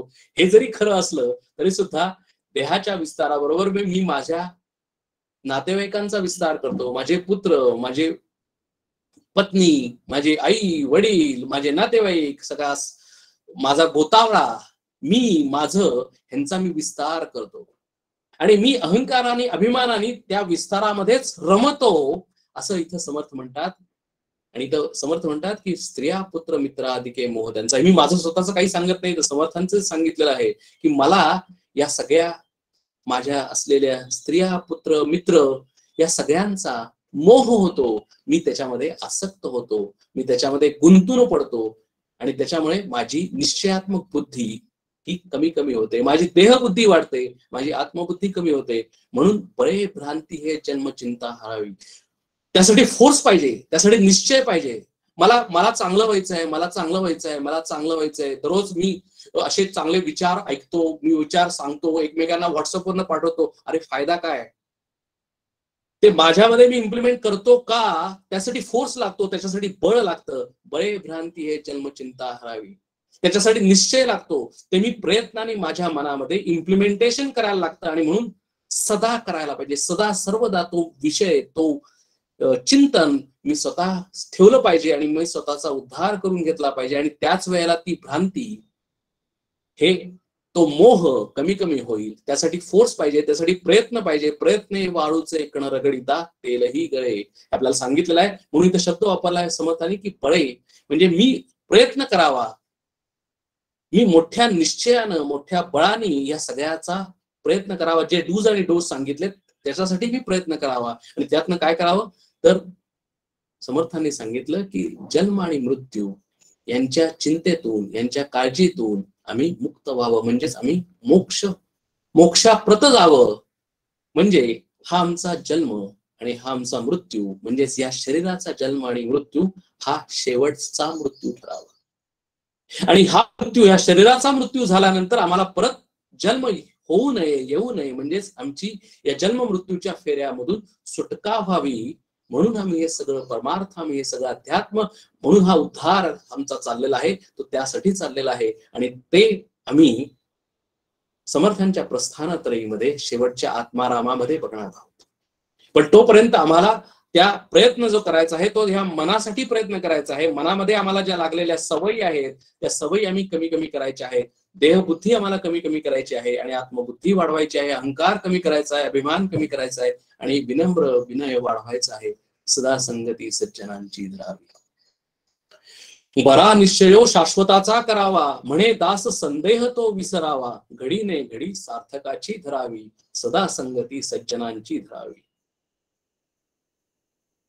समर्थ म्हणतात, की अरे जर तुला निश्चय जर करायचा असेल, तू संपत्तीचा निश्चय कशाला करतोस? संपत्ती मला पाहिजे याच्यासाठी तू निश्चय कशाला करतोस?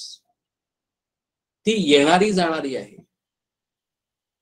तू निश्चय करतोस तो शरीर चांगलं राहावं, शेवटपर्यंत माझं शरीर चांगलं राहिलं पाहिजे, याच्यासाठी मी इतका प्रयत्न करतो की बाकीचं सगळं विसरतो. अरे तू त्याचा कशाला जास्त विचार करतोस? कारण ते शरीर येणारं जाणार आहे, त्याला जन्म मृत्यू आहे,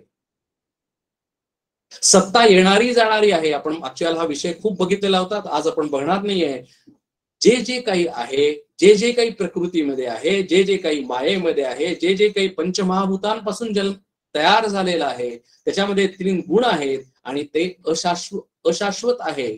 आणि म्हणून त्या अशाश्वताचा निश्चय करण्याच्या ऐवजी तू बरा निश्चय शाश्वताचा करावा. ते मिळवण्यासाठी प्रयत्न कर, त्याच्यासाठी काहीतरी कष्ट कर, त्याच्यासाठी काहीतरी प्रयत्न कर, म्हणजे तुला ते मिळेल. आणि त्याच्यामध्येच पुरुषार्थ आहे. अशाश्वताचा निश्चय कुणीही करेल. जे कुणालाच मिळू शकत नाही, की जे खूप दुर्मिळ आहे, ते जर मला मिळालं तर या आयुष्याचं सार्थक होईल, आयुष्य माझं कृतकृत्य होईल. आणि म्हणून ते जे सर्वात व्हॅल्युएबल वस्तू आहे, गोष्ट आहे, त्या शाश्वताचा शोध मी करावा. म्हणजे काय होईल? तर म्हणे दास संदेह तो विसरावा. काय होईल? मी का करावं? म्हणजे हा प्रत्येक वेळेला शब्द आहे, हा प्रश्न आहे की मी हे का करावं. कारण का की जर आमच्या आयुष्यामध्ये जर आम्ही स्वतःच जर आयुष्य बघितलं तर आमच्या आयुष्यामध्ये खूप प्रश्न आहेत. ऍक्च्युली क्वेश्चन मार्क्सच जास्त आहेत. हे असं का झालं? माझ्या आयुष्याचंच का दुःख झाली? मलाच का सगळी दुःख येतात? माझ्याच आयुष्यामध्ये का सगळी संकट येतात? मला हे सुख का मिळत नाही? त्या माणसाला का सगळी सुख मिळतात? त्याला मला कितीही प्रयत्न केले तरी ते मला मिळत नाही, आणि त्यानं काहीही जरी प्रयत्न केले तरी त्याला ते मिळतं. असं का? असे अनेक शंका, असे अनेक संशय आमच्या मनामध्ये आहेत. आणि ते जर आम्हाला काढून टाकायचे असतील आणि आमचं आयुष्य आम्हाला जर शांत समाधानकारक जर जगायचं असेल, शांत समाधानी वृत्ती, आनंददायक वृत्ती जर आम्हाला मिळवायची असेल, सगळे संदेह जायचे असेल, तर आम्हाला त्या शाश्वताचा निश्चय करणं, याच्याशिवाय दुसरा कुठलाही पर्याय नाही. अर्जुन सुद्धा सगळ्यात शेवटी म्हणतो की नष्टो मोह स्मृतिर्लब्धः. माझा सगळा संदेह, माझा सगळा मोह नष्ट झालेला आहे भगवंता. नष्टो मोह स्मृतिर्लब्ध्वा, म्हणजे मला आता स्मृती आलेली आहे की मी कोण आहे. मी स्वतः अशाश्वत नाही, तर मी शाश्वत आहे ह्याची मला स्मृती आलेली आहे. मी आता स्वतःला ओळखलेलं आहे, मी कोण आहे मला आता कळलेलं आहे. माझ्या मनातले सर्व शंका संशय दूर झालेले आहेत. कुणामुळे?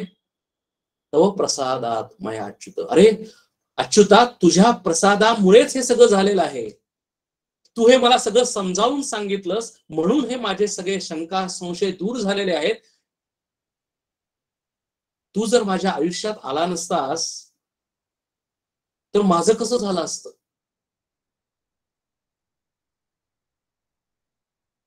जर तू आयुष्यामध्ये माझ्या आलास म्हणून तर मला ही गीता तू सांगितलीस, आणि त्यामुळे माझे सर्व शंका संशय दूर झालेत. आणि इथं समर्थ एक्झॅक्टली ते सांगतात की म्हणे दास, दास शब्द वापरला इथं, कारण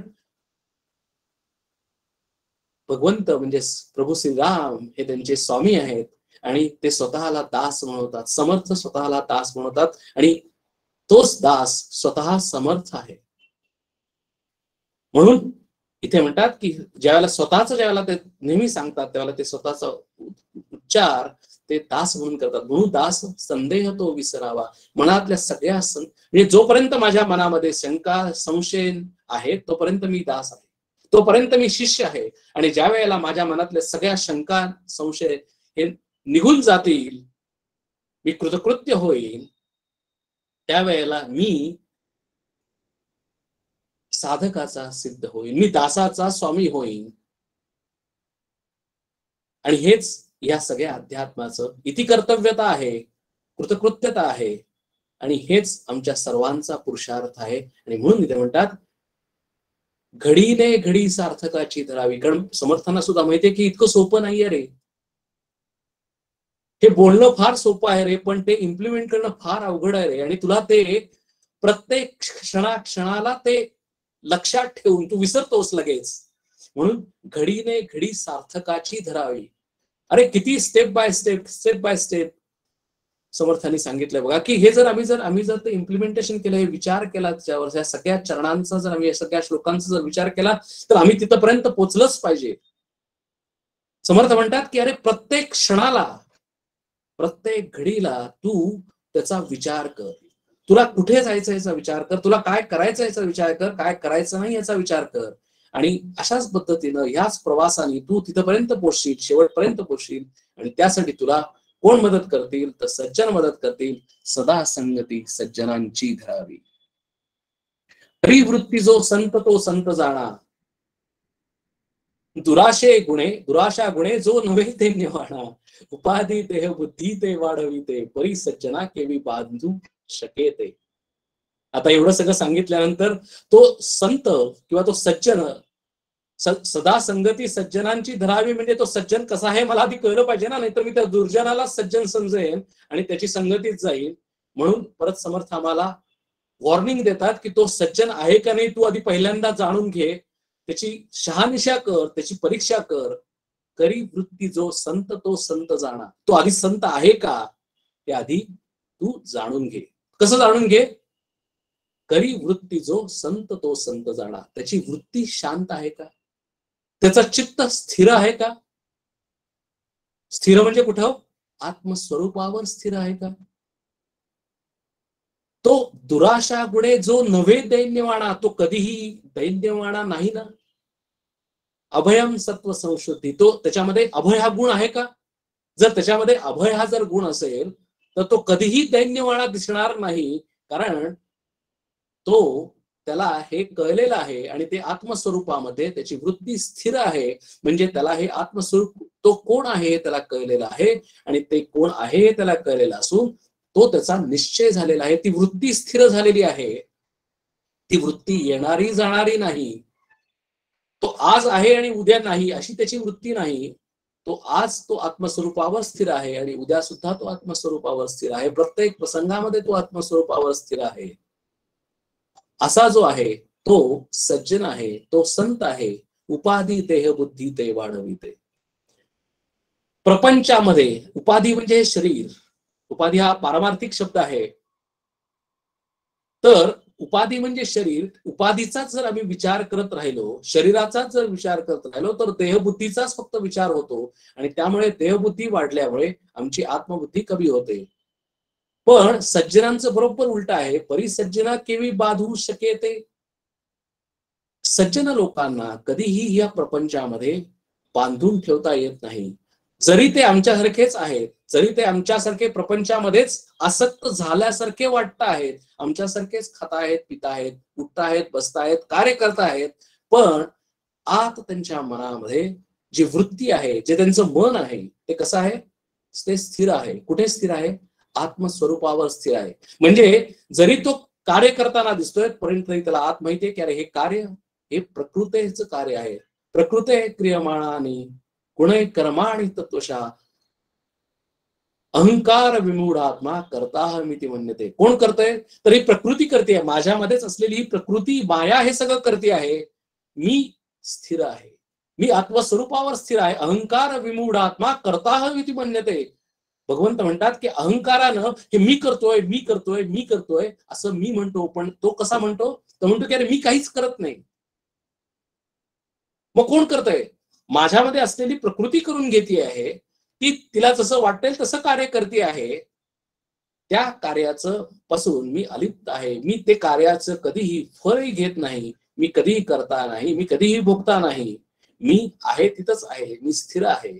आणि ती उपाधीमध्ये आम्ही नसल्यामुळं, मायेच्या पलीकडे गेलेला असल्यामुळं, प्रकृतीच्या पलीकडे तो गेलेला असल्यामुळं, गुणातीत असल्यामुळं तो सज्जन लोकांना ती उपाधी बांधू शकत नाही. कारण का? की त्यांनी ते तत्व नुसतं जाणलेलं नाही, ते तत्व, ती आत्मबुद्धी त्यांनी प्रयत्नपूर्वक मिळवलेली आहे आणि ती त्यांच्याच मनामध्ये स्थिर झालेली आहे. म्हणजे मनाने जरी आत्मतत्व जाणता येत नसेल तरी सुद्धा उपनिषदामध्ये म्हणलेलं आहे की मनसा एव अनुद्रष्टव्यम. म्हणूनच मनाचे श्लोक, म्हणूनच मनोबोध हे का महत्वाचे आहेत? तर मनानेच मी त्याला जाणू शकतो, मनानेच त्या परमेश्वराला मी जाणू शकतो. परब्रह्म परमात्मा स्वरूप की जो दिसत नाही त्या परब्रह्म परमात्मा स्वरूपाला जर जाणायचं असेल, त्याचा अनुभव घ्यायचा असेल, त्याचं दर्शन घ्यायचं असेल, तर मनाशिवाय दुसरं कुठलंही साधन नाही. आणि ते साधन सज्जनांनी प्राप्त करून घेतलेलं आहे. नसे अंत आनंद संताप सावा, रसावा गुणे वीण निर्गुण तो आठवावा, हे बुद्धीचा आठवू नाठवावा. म्हणजे त्या अंत नसलेल्या अनंताचा ठिकाण काय आहे हे संतांना विचारावं, ते तुम्हाला सांगतील.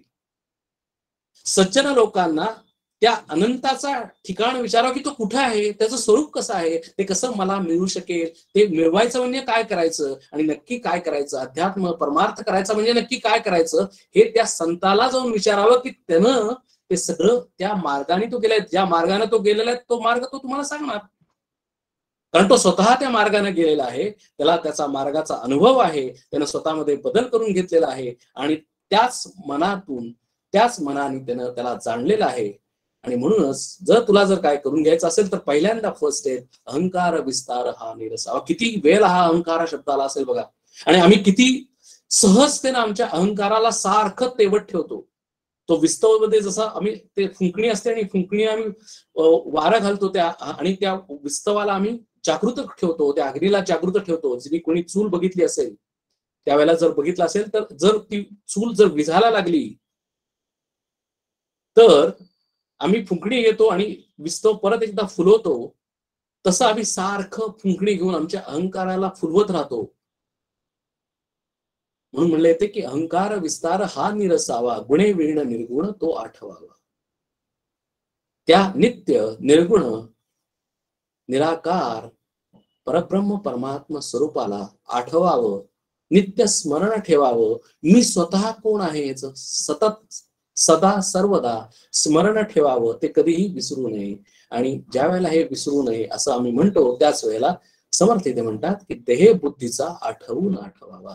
देह बुद्धीचा तू आठवण ठेवू नकोस, म्हणजे मी देह आहे ही बुद्धी तू हळूहळू काढून टाक, त्याचा निराश कर आणि तीच वृत्ती तू आत्मवृत्ती बनव. म्हणजे आत्माकार वृत्ती, आत्मस्वरूपाची वृत्ती, आनंद स्वरूपाची वृत्ती, हीच वृत्ती म्हणजेच आत आमच्या मनामध्ये तीच वृत्ती असावी. दुसरी कुठलीही वृत्ती नसावी, विषयांची वृत्ती नसावी, विषयांचं चिंतन नसावं. फक्त आत्म्याचं चिंतन, आत्मचिंतन. आत्माकारे श्रोतव्य मंतव्य निरिध्यासितव्य.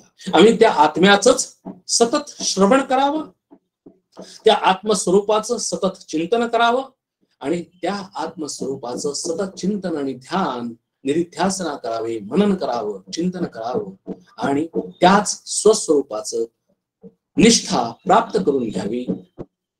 विवेकेतये वस्तूची भेटी घ्यावी. विवेकानी म्हणजेच विचाराने सत्सद विवेक बुद्धीनी त्या वस्तूची भेट घ्यावी, म्हणजेच ती परमात्मा स्वरूप की जी वस्तू हा शब्द, वस्तू हा शब्द संस्कृतमध्ये फक्त परब्रह्म परमात्मा स्वरूपालाच वापरलेला आहे. आणि आम्ही त्या वस्तू हा शब्द प्रत्येक वेळेला व्यवहारामध्ये वापरतो, पण त्या ज्या वेळेला अध्यात्मामध्ये वस्तू हा शब्द येतो त्यावेळेला वस्तू म्हणजे एकच, आणि ते म्हणजे परब्रह्म परमात्मा स्वरूप, तोच परमेश्वर. विवेकेतये वस्तूची भेटी घ्यावी, त्याची भेट घ्यावी म्हणतात. अरे ते कसं आहे तो मला जाणून घ्यायचं आहे, आणि ते जाणून घेतल्यानंतर मला त्याची भेट घ्यायची आहे. आणि कशी भेट घ्यायची आहे तर विवेकेतये वस्तूची भेटी घ्यावी. विवेक म्हणजे विचार, विवेक विचार म्हणजे बुद्धी, आणि बुद्धी म्हणजे अंतःकरण मन. सत्संग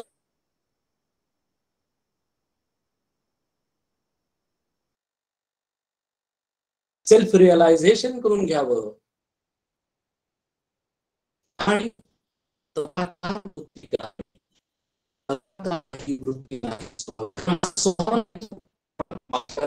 एक गोष्ट बघितलेली तुम्हाला आठवत असेल तर बघा, एक गरीब भिकारी असतो आणि तो एका क्षणात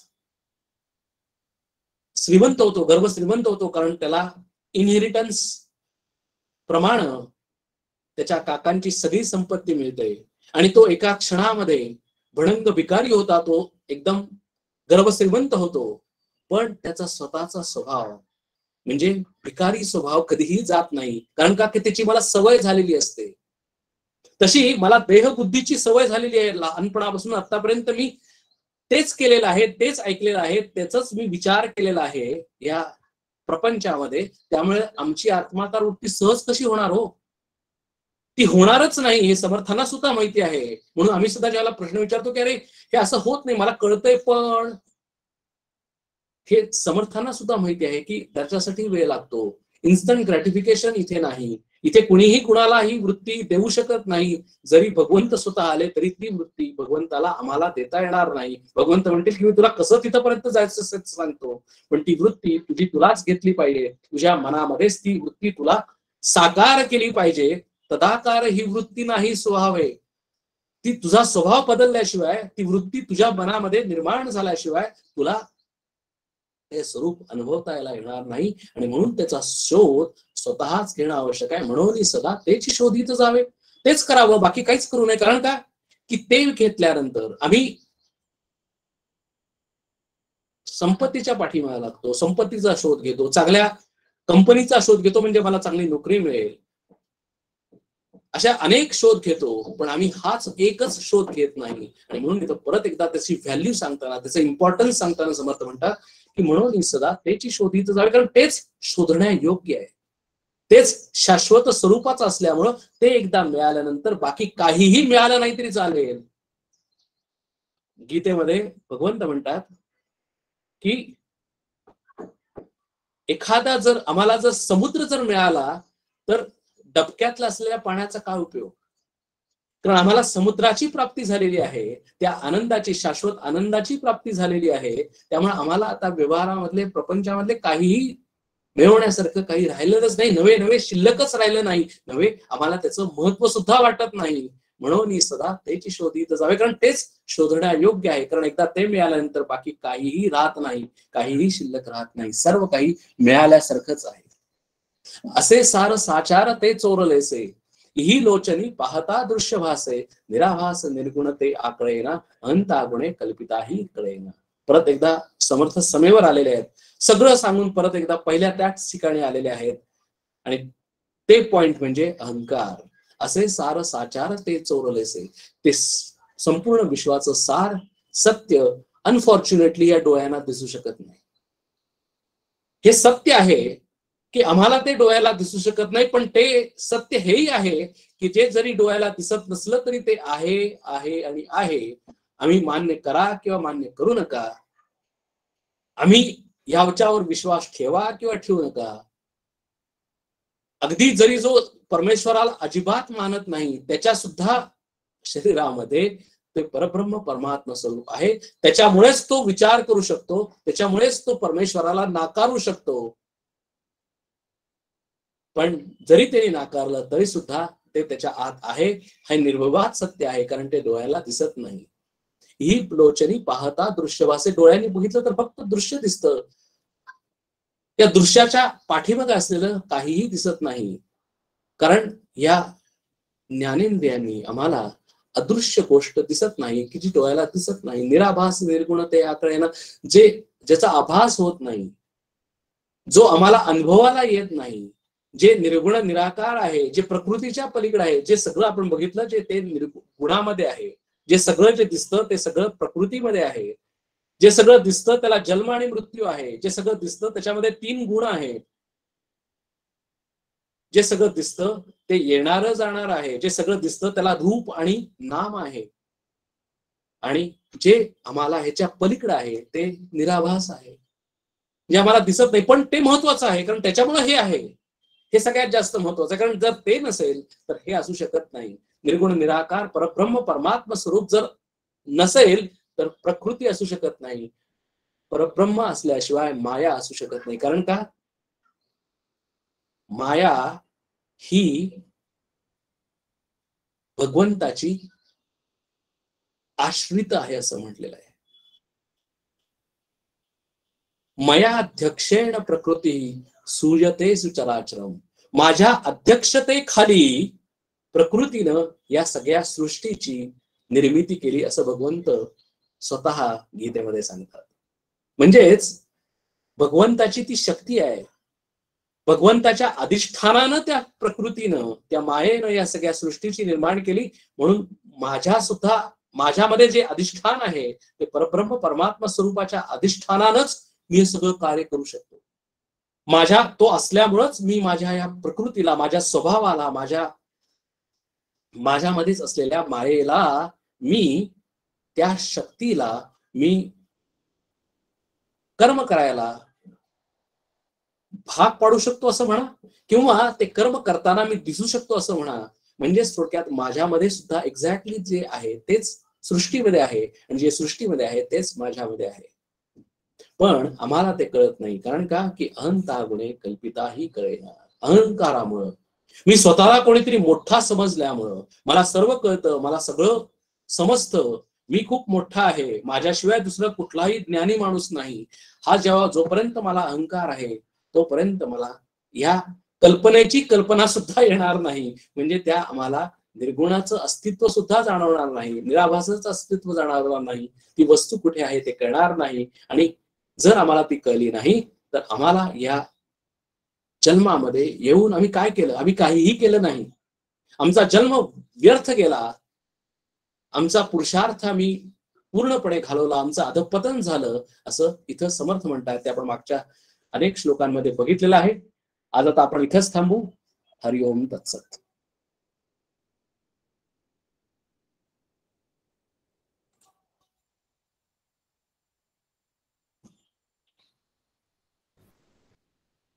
मनोहर ताई, तुम्ही हे म्हणता? हो हो. कल्याण करी राम राया, राम राया, कल्याण करी राम राया, जनहित विवरी, जनहित विवरी, कल्याण करी राम राया.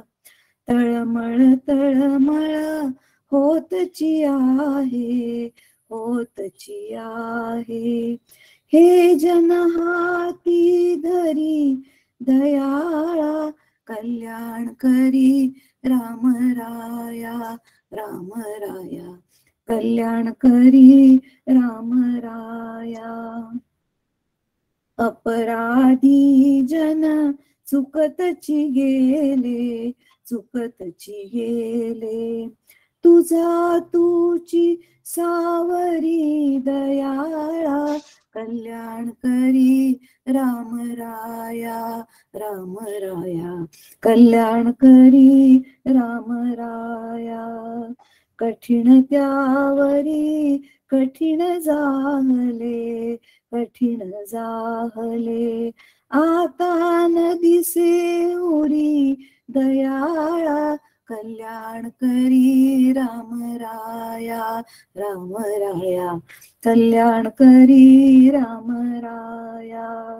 कोठे जावे काय करावे, काय करावे, आरंभिली बोहली दयाळा, कल्याण करी राम राया, राम राया, कल्याण करी राम राया. दास म्हणे आम्ही केले पावलो, केले पावलो, दयेसी नाही सरी दयाळा, कल्याण करी राम राया, राम राया, कल्याण करी राम राया. जय जय रघुवीर समर्थ. छान.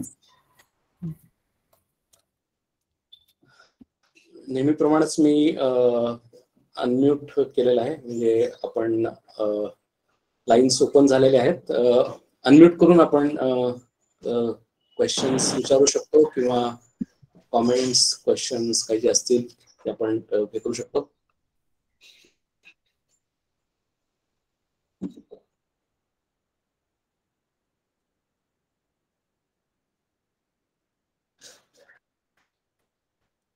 हा, आरती ताई, हा अनम्यूट करायला लागेल. म्हणजे आता आजच्या ह्याच्यावरनं इतकं कळलं की सगळ्या संतांचं किती साम्य आहे आणि किती सगळ्याच रीतीनं आपल्याला समजावून सांगतायत. पण आपण इतके म्हणजे काय म्हणतात कोडगे आहोत की आपण त्या मार्गाने जात नाहीये. म्हणजे कळतंय पण वळत नाही, हे अगदी बरोबर त्याला लागू पडतंय. आता तुकाराम महाराजांनी सुद्धा 12 अभंगामध्ये सांगितलं, आता तुम्ही जसं म्हटलं की अहंकाराचा वारा न लागो राजसा, माझ्या विष्णुदासा भाविकासी. त्यांनी म्हणजे विष्णूच घेतलेलं आहे, पण म्हणजे सगळे राम विष्णू सगळे एकच आहेत. आणि त्यांच्या किती म्हणजे एकपणा किती आहे त्यांच्या विचारांचा, ह्याचा म्हणजे अगदी नवल वाटतंय. म्हणजे ही एक देवाची कृपाच असं वाटतंय मला, की सगळ्यांनी फिरून फिरून फिरून फिरून परत तिथंच आणलंय आपल्याला. नाही, याचं कारण असं आहे की आपल्या ज्या सनातन धर्माचं एक जे मूळ आहे ते वैदिक मूळ असल्यामुळं, म्हणजे वेद उपनिषद हे मूळ असल्यामुळं, आणि त्यापासूनच आपल्याला या सगळ्या, म्हणजे वेदांनी काय शिकवलेलं आहे, तर आम्ही आयुष्यामध्ये कर्म कसं करावं, या आयुष्याचा पुरुषार्थ काय आहे, आणि त्या परब्रह्म परमात्म्याला कसं ओळखावं आणि त्यापर्यंत कसं पोचावं, ह्याच्या व्यतिरिक्त कुणी दुसरं काहीही त्याच्यामध्ये सांगितलं नसल्यामुळं आम्ही जर कुठल्याही संतांचं हे बघितलं, कुठल्याही शास्त्राचं ग्रंथ बघितला, तर त्यांनी हेच सांगितलेलं आहे. आणि आता जर आपण करुणाष्टका समर्थांचं जर बघितलं तरी ते समर्थ तेच म्हणतात की अरे चुकतच गेले, म्हणजे सगळे जन, म्हणजे सगळी माणसं त्यांना दिसतंय, म्हणजे त्यांना बेसिकली त्यांच्यामध्ये, म्हणून त्यांच्यामध्ये तळमळ आहे की अरे मला हे कळलेलं आहे, मला हे अनुभवाला आलेलं आहे, ते तुम्हाला सुद्धा अनुभवायला येईल, पण तुम्ही थोडासा मला वेळ द्या, प्रयत्न करा, म्हणजे तुम्ही सुद्धा तिथपर्यंत पोहोचाल, ही तळमळ आहे. पण स्थूल बुद्धीमुळं प्रपंचामध्ये आम्ही हे केल्यामुळे, आसक्त झाल्यामुळे आम्ही तिकडं, आम्हाला त्याचं महत्व कळू शकत नाही आणि आम्ही ते इम्प्लिमेंटेशन करू शकत नाही. म्हणून सदा सर्वदा, म्हणून तरी की बळे निश्चय हे शब्द किती छान वापरलेत, की निश्चय पाहिजे, त्यासाठी प्रयत्न केला पाहिजे, त्यासाठी आम्ही पुन्हा त्याचा विचार केला पाहिजे, आणि जेणेकरून आम्ही स्वतःलाच, आमच्या स्वभावाला बदललं पाहिजे. त्याला दुसरा पर्यायच नाही, म्हणजे देर इज नो शॉर्टकट. आणि प्रत्येक संतांनी, माऊली ज्ञानेश्वरीमध्ये तेच सांगतात, समर्थ दासबोधामध्ये मनाच्या श्लोकामध्ये ते सांगतात, तुकाराम महाराज ते सांगतात, नव्हे भगवंतानी गीतेमध्ये ते सांगितलंय, स्वतः भगवंतानी सांगितलं की मी ऍडिशनल काही सांगत नाहीये, हे माझं स्वतःच नाही. म्हणजे इथे किती प्रत्येक जण नम्रत आहे बघा, इथे अहंकार किती कमी आहे बघा. कारण ते काय म्हणतात, प्रत्येक जण स्वतः भगवंत म्हणतात की हे माझं नाही, वेदांनी जे सांगितलेलं आहे तेच मी तुला इथे सांगतो, म्हणजे ह्याच्या व्यतिरिक्त मी एक शब्द सांगत नाही. त्यामुळे इथे एक जर सगळ्यात महत्वाचं जर काय असेल तर इथं समर्थांनी आजच्या ह्याच्यामध्ये सांगितलं की आमचा अहंकार, आम्ही इतकं जर या सगळ्या संतांना, एवढ्या सगळ्या ज्यांना जर इतकं सगळं माहिती असून सुद्धा जर ते विनम्र असतील, तर आम्ही कसं पाहिजे, म्हणजे आम्ही फक्त त्या अहंकारामुळे आम्ही काय होतं, तर आम्ही स्वतःच मी पण जपतो. मी असं आहे, मला कोणी काहीतरी म्हणलं की मी लगेच माझा अहंकार दुखावला जातो आणि मी माझा अहंकार सुखावण्यासाठी प्रयत्न करतो. संबंध सगळ्या संतांनी, समर्थांनी सुद्धा एवढं एकच सांगितलं, आम्ही एवढंच करायचं, बाकी काही करायचं नाही, की आम्ही तो आमचा अहंकार केला, कमी केला की ऑटोमॅटिकली आम्ही त्या परमेश्वराच्या जवळ जातो. बरोबर. म्हणजे हे थोडक्यात जर आपण नदीचं उदाहरण घेतलं तर नदीला अगदी सुरुवातीला खूप अहंकार असतो की मी अशी आहे, मी तशी आहे, म्हणून ती छोटी असते, खळखळत वाहत जात असते, तिला आवाज जास्त करते. जशी जशी ती समुद्राच्या जवळ जाते तशी ती विस्तारते, तिचा खूप विस्तार होतो, विशाल त्याचं पात्र होतं आणि आवाज कमी होतो, मनातले गोंधळ कमी होतात, आणि ती ज्यावेळेला एकरूप होण्याचा प्रयत्न करते त्या समुद्राशी, आणि ज्यावेळेला एकरूप होते त्यावेळेला तिचं नामरूपच. आणि म्हणूनच जोपर्यंत आम्ही अहंकार जपतो, जोपर्यंत म्हणजेच आम्ही नामरूप जपतो, तोपर्यंत आम्ही त्या परमेश्वराची एकरूप होऊ शकत नाही. मी पण सोडल्याशिवाय काही उपयोग नाहीच आहे. हो. आणि मला काय म्हणायचं आहे की तुकाराम संसारिक होते, एकनाथ संसारिक होते, आणि म्हणजे पण ज्ञानेश्वर आणखीन हे रामदास, म्हणजे त्यांनी संसार नाही केला तरी त्यांनी किती उत्तम उदाहरणांनी आपल्याला तळमळीनं सांगितलेलं आहे, आणि आपल्याला त्यांच्या काळात किती खडतर म्हणजे मार्ग होते आपल्याला इतके म्हणजे अगदी आता नुसतं बसून जरी आपण ऐकलं तुमचं प्रवचन तरी सुद्धा आपण मोक्ष मार्गात जाऊ. पण आपल्याला ते घेण्याचं मी म्हणून म्हंटल की आपण इतके म्हणजे त्याला काही शब्दच नाहीये, पण आपण आता ह्या मार्गात आलोय तर म्हणजे हे खूप छान झालंय की तुमच्यामुळे आम्हाला आपले विचार किंवा हे बदलण्याची खूप म्हणजे शक्ती मिळतीये, म्हणजे ऊर्जा मिळतीये म्हणजे त्यामुळं हे समर्थांचे जे मनाचे श्लोक आहेत हे ते इतके सामर्थ्यवान आहेत, म्हणजे समर्थ आहेत. स्क्रिप्ट इतकं प्रचंड हे आहे, म्हणजे ते त्यामुळं कसं आहे की आम्ही ज्यावेळेला त्याचा अभ्यास करतो त्यावेळेला त्याच्यातून आम्हाला खूप ऊर्जा मिळते, त्याच्यातून खूप शक्ती मिळते. म्हणजे आणि समर्थांची शक्ती ही रामाची शक्ती आहे.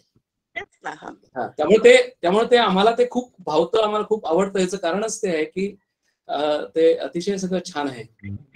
ते सुटसुटी, ते जास्ती जोडाक्षर नाहीत, संस्कृत शब्द नाहीत, म्हणजे अगदी शिकलेल्याला किंवा अशिक्षित लोकांना सुद्धा कळण्यासारखं आहे की नाहीतर कसं आता गीता किंवा काही संस्कृत जर आपल्याला हे करायचं तर त्याच्यासाठी आपल्याला घ्यायला पाहिजे, मार्गदर्शन पाहिजे. ह्याच्यात काही नाही, अगदी 4थी पर्यंत शिकलेला माणूस सुद्धा वाचू शकतोय आणि त्याचा अर्थ कळू शकतोय. हे फार महत्वाचं वाटतंय. म्हणजे आहेच, नक्कीच, प्रश्नच नाही. त्यामुळं चालेल. अजून काही कोणाला काही कमेंट, शंका, प्रश्न? एक 5 मिनिटं वाट बघू, नाहीतर आपण आजचा सेशन आज इथेच थांबू.